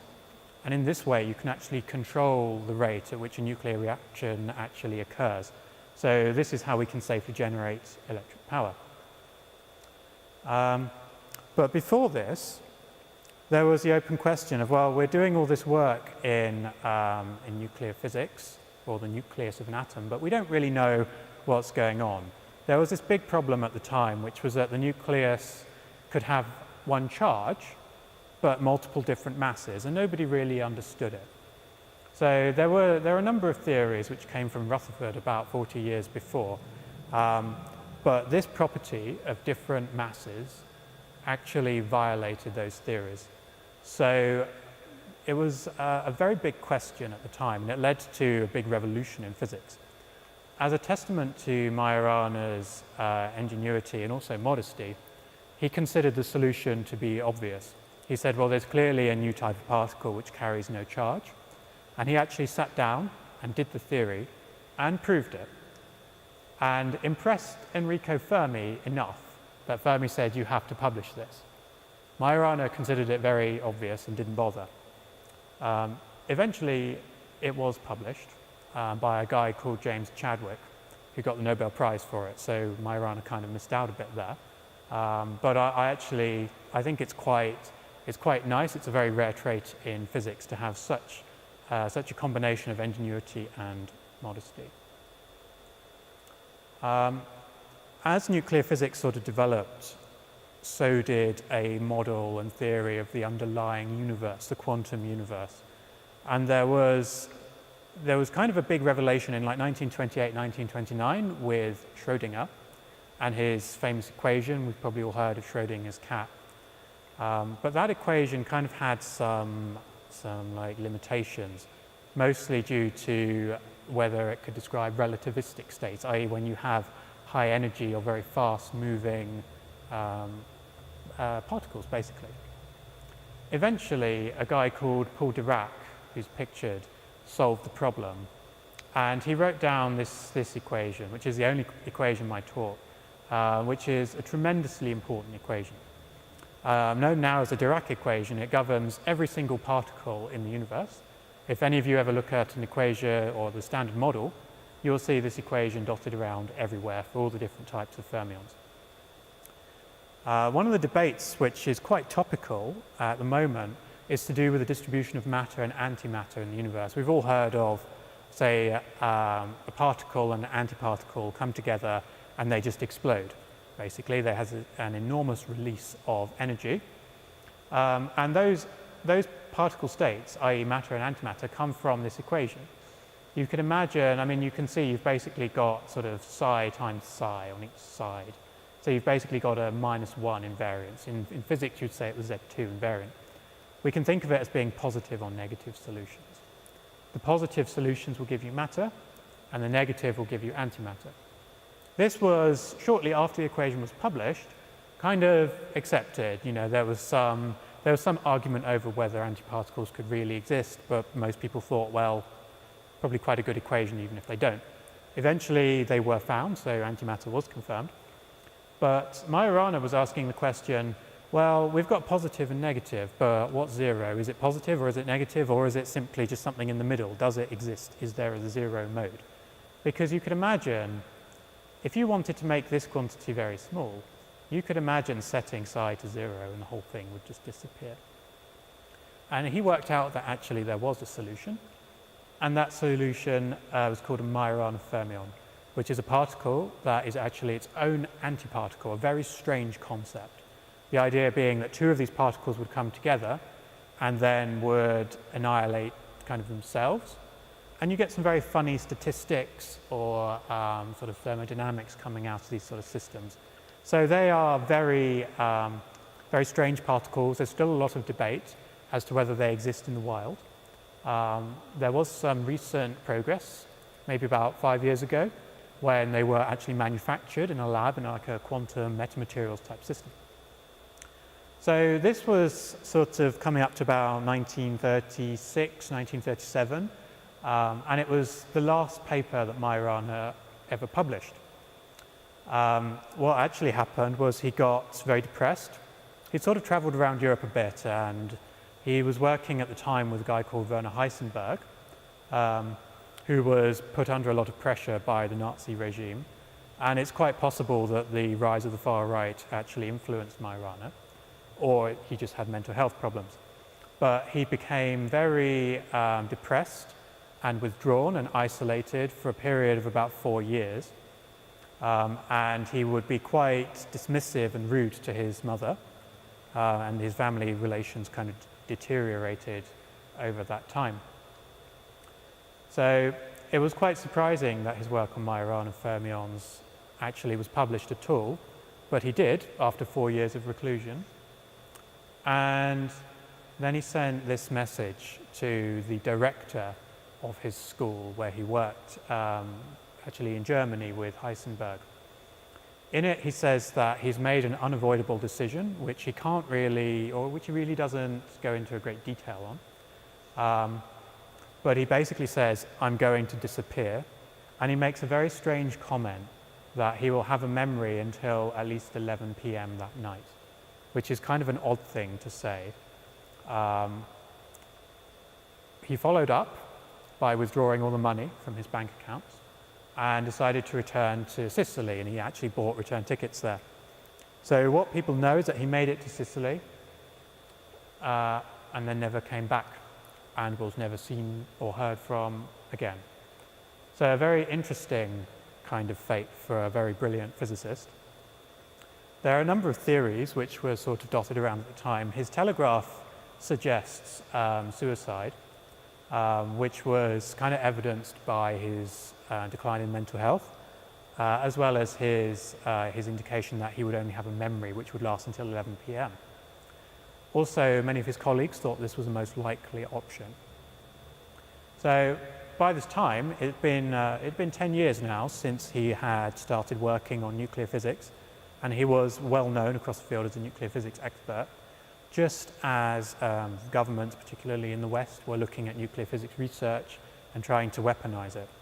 So there are a number of theories surrounding possible assassination, or at least abduction, to remove him from the nuclear sort of playing board. There are a couple of witness accounts which survived at the time, suggesting that Majorana was seen in South America and he had gone and started a new life. They were sort of dismissed at the time, and the official investigation closed without any very well evidenced conclusions. But it turns out that he did appear in South America, and he was operating, or at least living under a false name, which was Bini. There were a number of photographs and character references which emerged nearly 70, slightly more than 70 years later, causing the Italian government to reopen their investigation, and they did find that he actually was present. And there are a number of locals who were able to provide witness accounts, who, at least character accounts, and those accounts kind of matched almost perfectly what the investigators were expecting, given Majorana's A, brilliance, B, temperament, and C, personality. So they actually closed the investigation, saying that he probably moved there voluntarily. It seems that he was working as a mechanic, so maybe there was a connection to his previous work or studies, at least as an engineering student. And nobody really knows what happened for the rest of his life, but he lived it in relative seclusion. So finally, my last slide is on his legacy and some of the research which he's inspired that lingers today. So firstly, neutron scattering, which is kind of what he worked on right at the start. We have a huge amount of technology now which we kind of take for granted that's based on these principles. So nuclear energy and weapons being the obvious ones, and certain types of imaging where we basically, fire stuff at atoms, break them into pieces, and see what comes out. You can build all sorts of spectra diagrams and stuff from that. Neutron stars have also been recognized to exist, and these are very dense bodies of matter which sort of sit far off in the universe, fully just just completely made of neutrons. The Crab Nebula is a very famous nebula, and it's got lots of very beautiful pictures of it. Sitting right in the middle is actually one of these neutron stars, which are very, very dense, have very strong gravitational fields. So you can imagine like a gravitational well pulling things towards them. And I'm sure if you get close enough to them, you'd be able to see like shoots of matter spiraling inwards. But then we've come on to Majorana fermions, which are hugely important in many different areas of physics. So in an abstract kind of way, what they govern is something called topological stability, which is where you have if you want to store information in a quantum state, the state is very unstable because you've got something very small and you might have a finite temperature. So it will quite quickly, what we call decohere, it will lose its information. It turns out that you can actually bind your states close together and make it very difficult for the state to fall apart, basically. And this is what we call topological stability. One very important application of that is quantum computers, where we want to build very powerful, very fast, very parallelizable computers to store a huge amount of data and process it, in ways completely different to a conventional computer. One of the key problems with that is this loss of information, which topological stability and the Majorana fermion can actually help. Finally, well, not quite finally, but along the lines of fundamental physics, we've got these neutrinos, which they're very weakly interacting particles which just propagate straight through the universe. They basically don't interact with anything. There are some awesome experiments going on in Japan, like Super Kamiokande, where they have just giant wells filled with water and detection devices, and they might see a few a day. But the neutrinos actually change what's called generation. So in physics, you can class your particles. And normally, particles don't move from one class to another. Neutrinos are the only exception. And it's a big mystery as to why exactly they're doing this. And lots of people speculating, well, they could be facilitated by a Majorana fermion. Now finally, we have these metallic impurities and quantum metamaterials, which are, you can imagine, a very small, very precisely engineered quantum system, something made by a lab or in a lab by some kind of very precise machine, such as an MBE, molecular beam epitaxy machine, that will create a system with very carefully engineered properties, such as a nanowire in this case. So you could imagine just a plane of maybe gold atoms, and then just a line of maybe iron atoms. And you can get electronic modes which propagate along this wire. And those modes, it turns out, can actually have the statistics of Majorana fermions. And now this can be used to understand some very odd properties that you get in metallic impurities, when, for example, you might have a lump of a nice, normal, non-magnetic metal with some very small number of magnetic impurities. Like, imagine if you just pulled a lump of gold out the ground, you would expect it to be impure, and you can get some odd properties arising from that, which are explainable by Majorana fermions. And we also don't really know the kind of applications these systems would have, but we do know that they would have very precisely engineered properties which would make them metamaterials. So that's the end of my talk, and thank you all very much.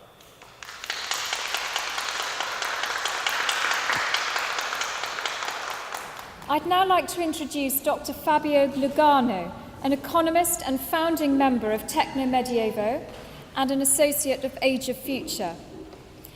In a future world managed by artificial intelligence, what would be the dynamics of the economy?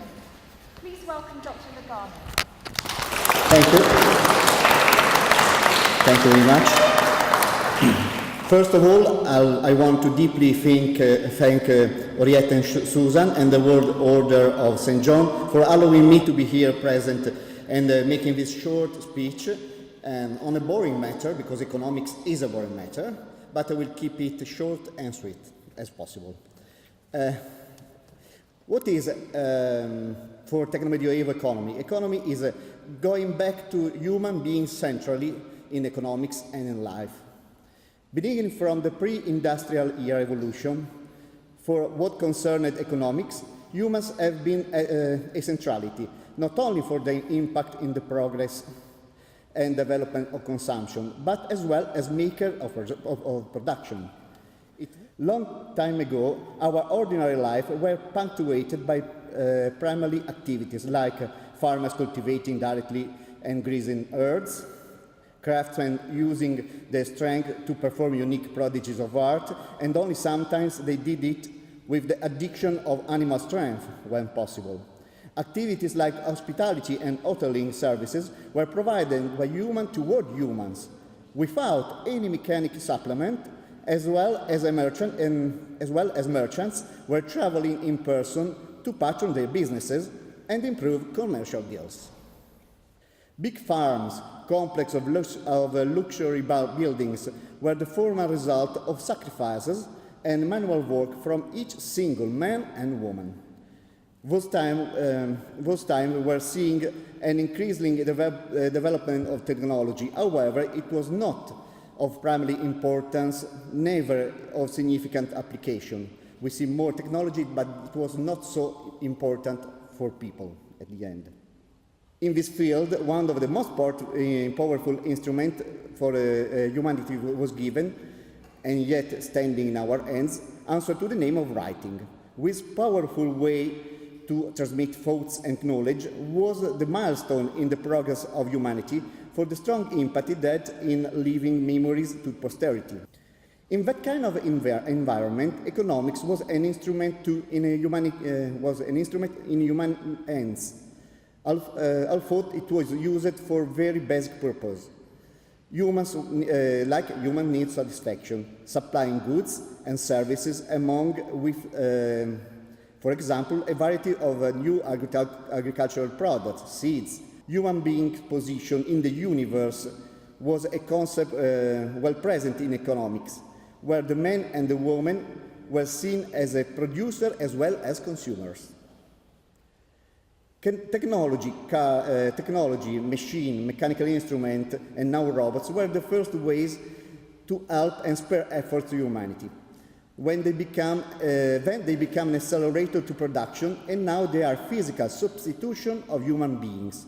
Automation, robotics, artificial intelligence are in constant progression in the reduction of human power in economics and negotiation.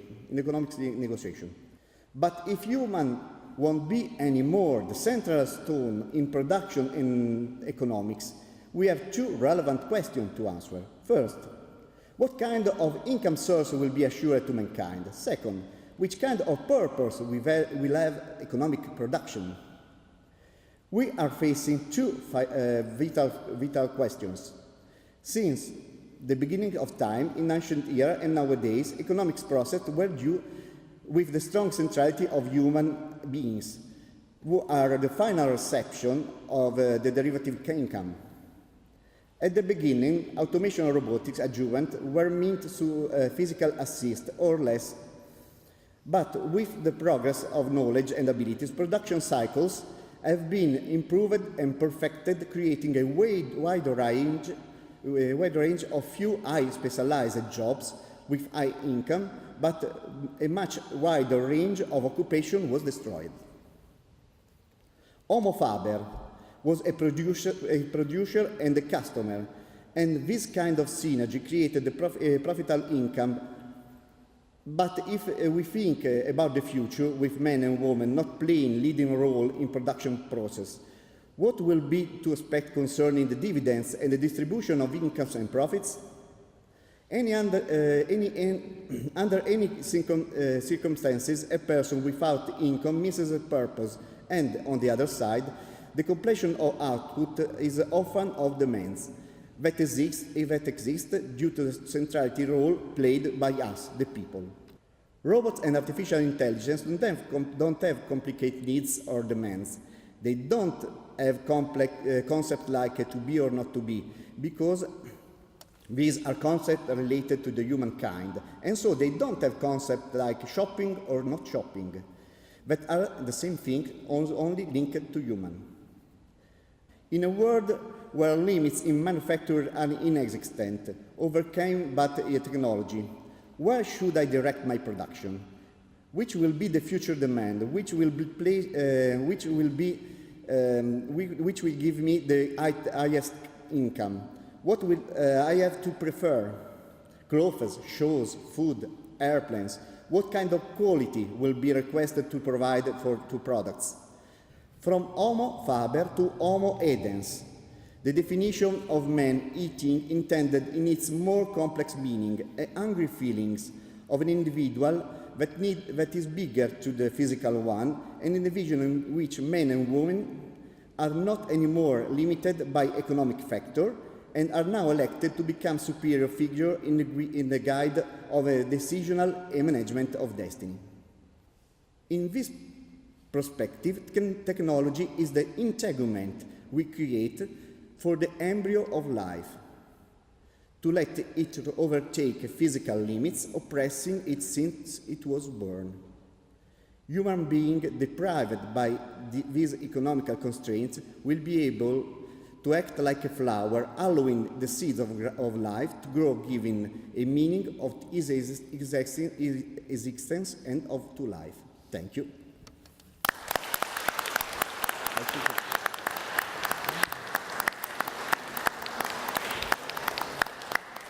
I'd now like to invite our two artists who have contributed to the study day today.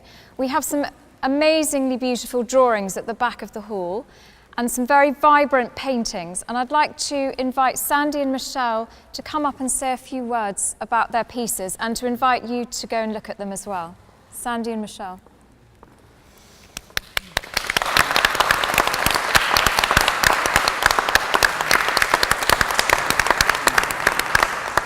Been a lot of very interesting subjects in the Technomedievo catalogue and things, so I'm Sandy Christie, by the way. And, this is my paintings at the back there. A lot of my practice informs a lot of I've got something here. I'm just going to read this out. So this larger painting back here is called Parallel Worlds, and it's a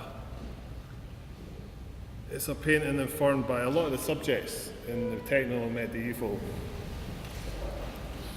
But yeah, so the wonder of parallel universes and deeper space have inspired the human race for millennia. We have always looked into the abyss for wonder and mystery, including myself, and Blue. He agrees.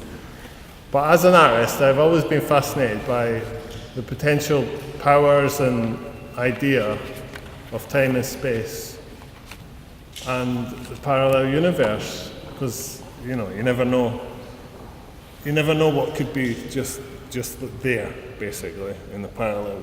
The cascades. They talk about cascades of this. There could be a parallel universe just right there. So that I've always found that quite amazing. So I try to depict lots of different concepts in my paintings. I often use symbols of totemic nature. Just got to read from this again. So in the painting, I've collided. There's a portrait kind of element, that grey face element under the aeroplane, and I've collided it with a portrait in a landscape, just because you don't know what's happening in parallel universes, basically. So there you go, guys. Yeah, there you go.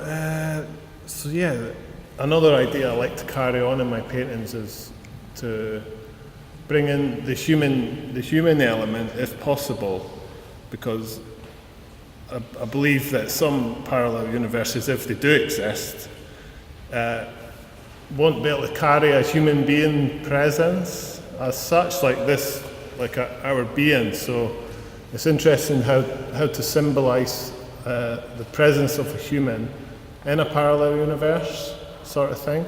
So I've got this red figure, and it's just a symbol of a human, but it's cascaded by a bit of negative space there, so you don't really know what dimension it might be in. You know, it's coming out of that blue area, so it's just experimenting with possibilities of cascading dimensions and just lots of negative space and crazy fantastical beasts and things and shapes and forms. So there you go. I hope you enjoy the paintings. And there you go, guys.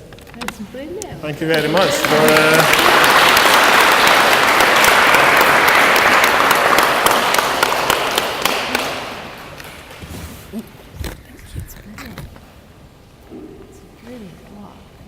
Hello everybody, thank you for some amazing lectures.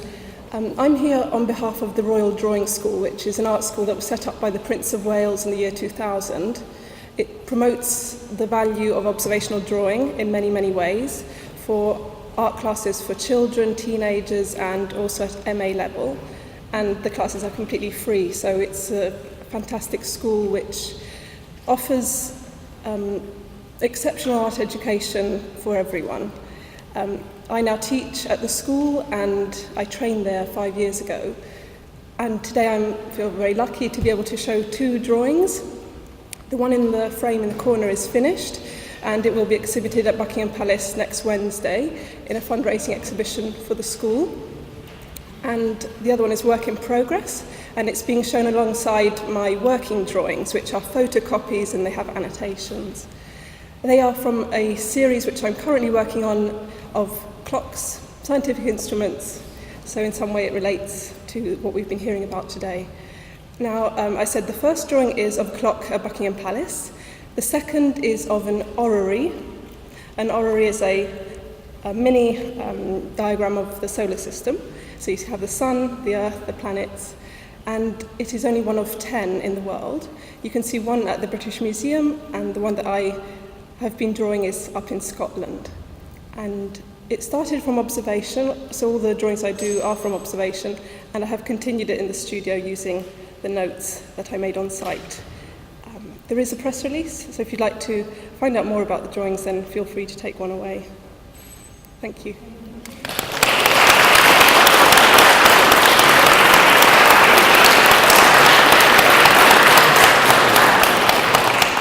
Thank you. Javier, and now it's my privilege to welcome perhaps our most impressive speaker of the day. If you will turn to the back of the room, you will meet Blue Storm. So, Blue, do you see how many people have come to see you? Yes, I see. I'd like to thank Oreda and the Order of St. John for having me here. Well, that's great. Can you tell me what is Technomedievo for you? For me, Technomedievo is what responds to the question, what would the past have been like in the Middle Ages, if the future had happened before, ...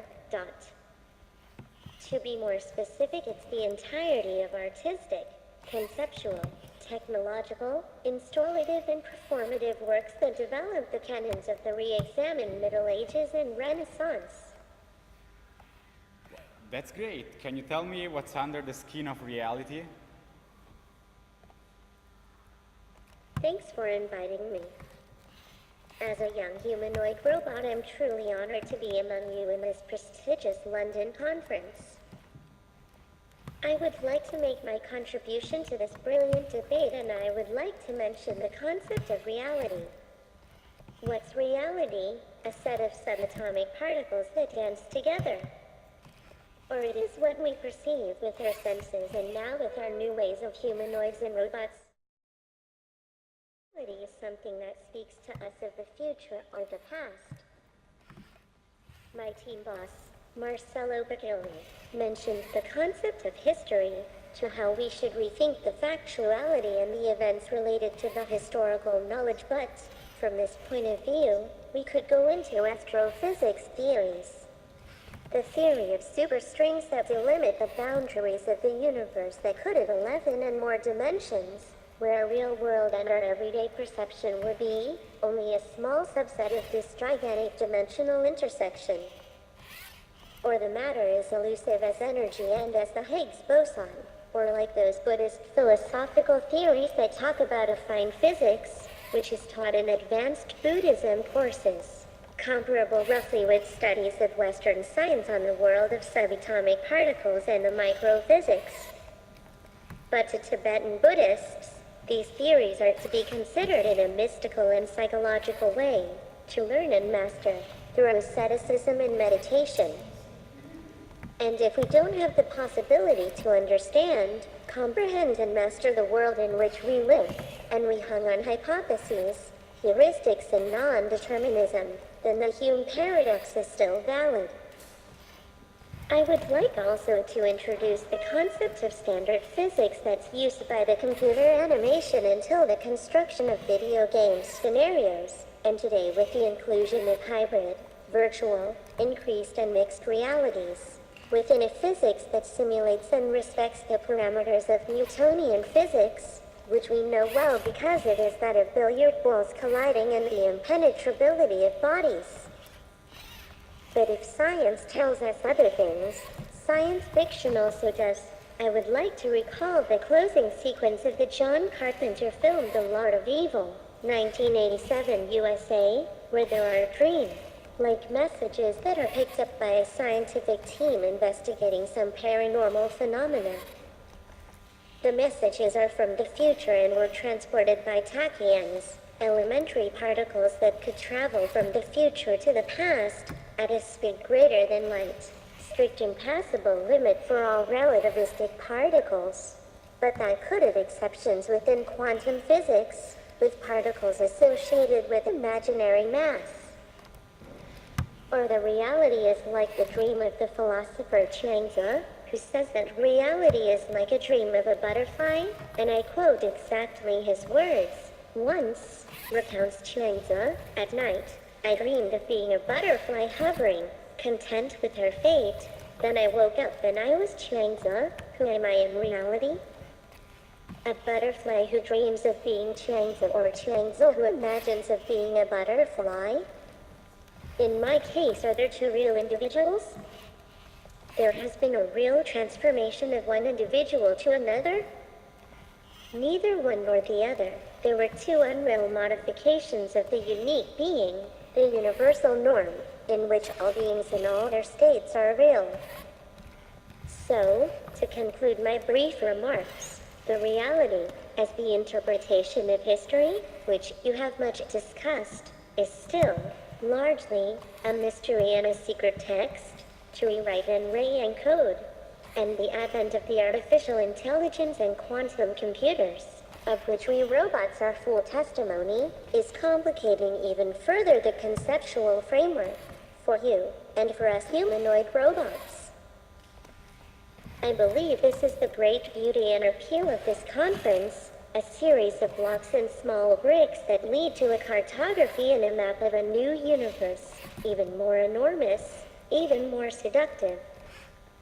Many thanks to Miss Arita for inviting me, and to all of you for coming to this amazing event.